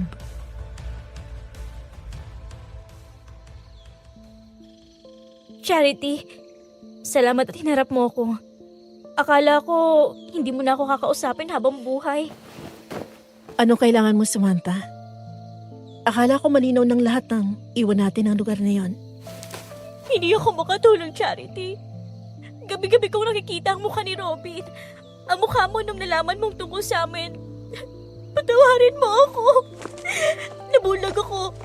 Nagpadala ako sa tamis ng salita niya kahit alam ko pag-aari mo siya. Halos mamatay tayo ron dahil sa kamalian ko. Muntik na nga tayong mamatay, Sam. At hindi lang dahil kay Robin, kundi dahil sa panliling lang niyo sa akin. Ang sakit na naramdaman ko nung malaman kong ang best friend ko, ang katuwang na lalaking mahal ko sa pagtatraidor sa akin. Mas matindi pa sa kuko ng mga aswang na yon. Alam ko, hiyang-hiya ako sa sarili ko. Kung pwede ko lang ibalik ang panahon, sana hindi ko na lang siya nakilala. Charity, parang awa mo na. Patawarin mo ako. Kahit yun lang para makahinga na ako ng maluwag. Tinitigan ko siya. Wala nang dating Samantha na masayahin at puno ng buhay. Ang nasa harap ko ay isang anino na lang ng babaeng tinawag kong kapatid. Ang galit sa puso ko ay naroon pa rin. Pero naramdaman ko ang pagod. Pagod na ako magalit. Pinatatawad na kita, Samantha. Talaga? Oh, salamat! Salamat, Charity! Pwede ba nating subukan ulit? Pwede ba tayong magsimula muli bilang magkaibigan? Hindi na, Sam. Sapat na yung mga panahon naging magkaibigan tayo. Pinatawad kita para sa kapayapaan ng isip ko. Hindi para ibalikan kung anong meron tayo dati. Ang tiwala ay parang basag na salamin. Kahit pagdikit-dikitin mo, mananatili ang mga lamat. Ibig mong sabihin, wala na talaga. Pinatatawad kita dahil ayaw ko na may bitbit na puot tuwing gigising ako sa umaga. Gusto ko nang lumaya ng tuluyan mula sa inyo ni Robin. Pero hanggang doon na lang yon. Pagpatuloy ka sa buhay mo at hayaan ko ng sarili ko mamuhay nang wala ka. Tumalikod ako sa kanya at naglakad palabas. Narinig ko ang mahina niyang pag-iyak. Wala nang mabigat na bara sa aking dibdib. Ang pagpapatawad ay hindi palaging nangangahulugan ng muling pagtanggap. Kung minsan, ito ay ang pinal na pamamaalam sa mga taong sumira sa iyo. Huminga ako ng malalim. Ninanamnam ang sariwang hangin. Sa unang pagkakataon, matapos ang mahabang panahon, ramdam ko ang tunay na kaligtasan. Akala ko'y tapos ng araw na yon sa mga paghingi ng dispensa. Ngunit nakita ko si Harvey na naghihintay sa tapat ng kanyang tricycle.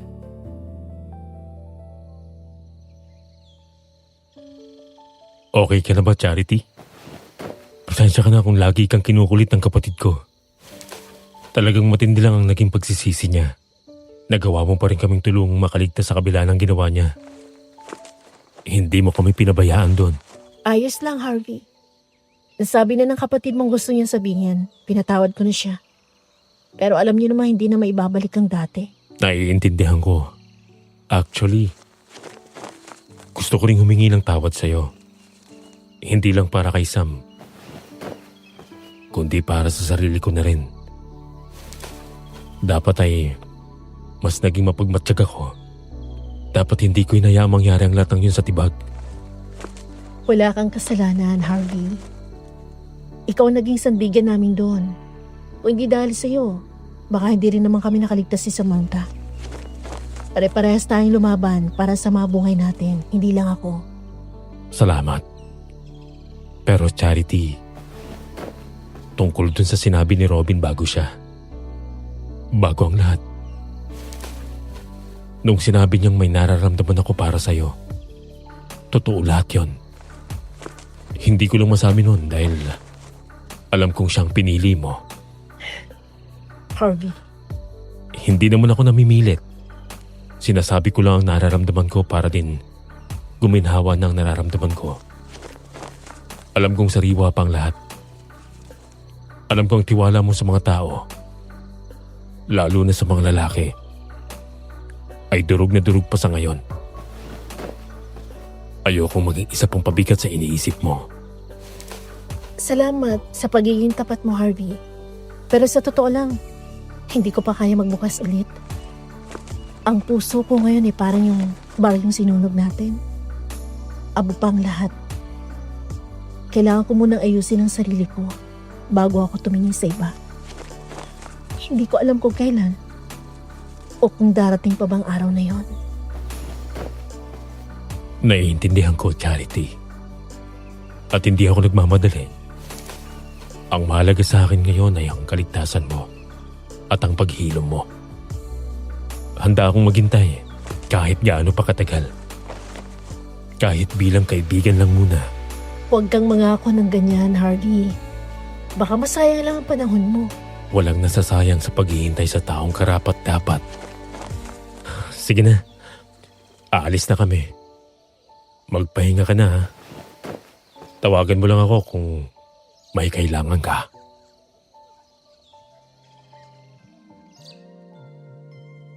Tatlong taon ang lumipas na parang hanging humaplos sa aking mga pilang.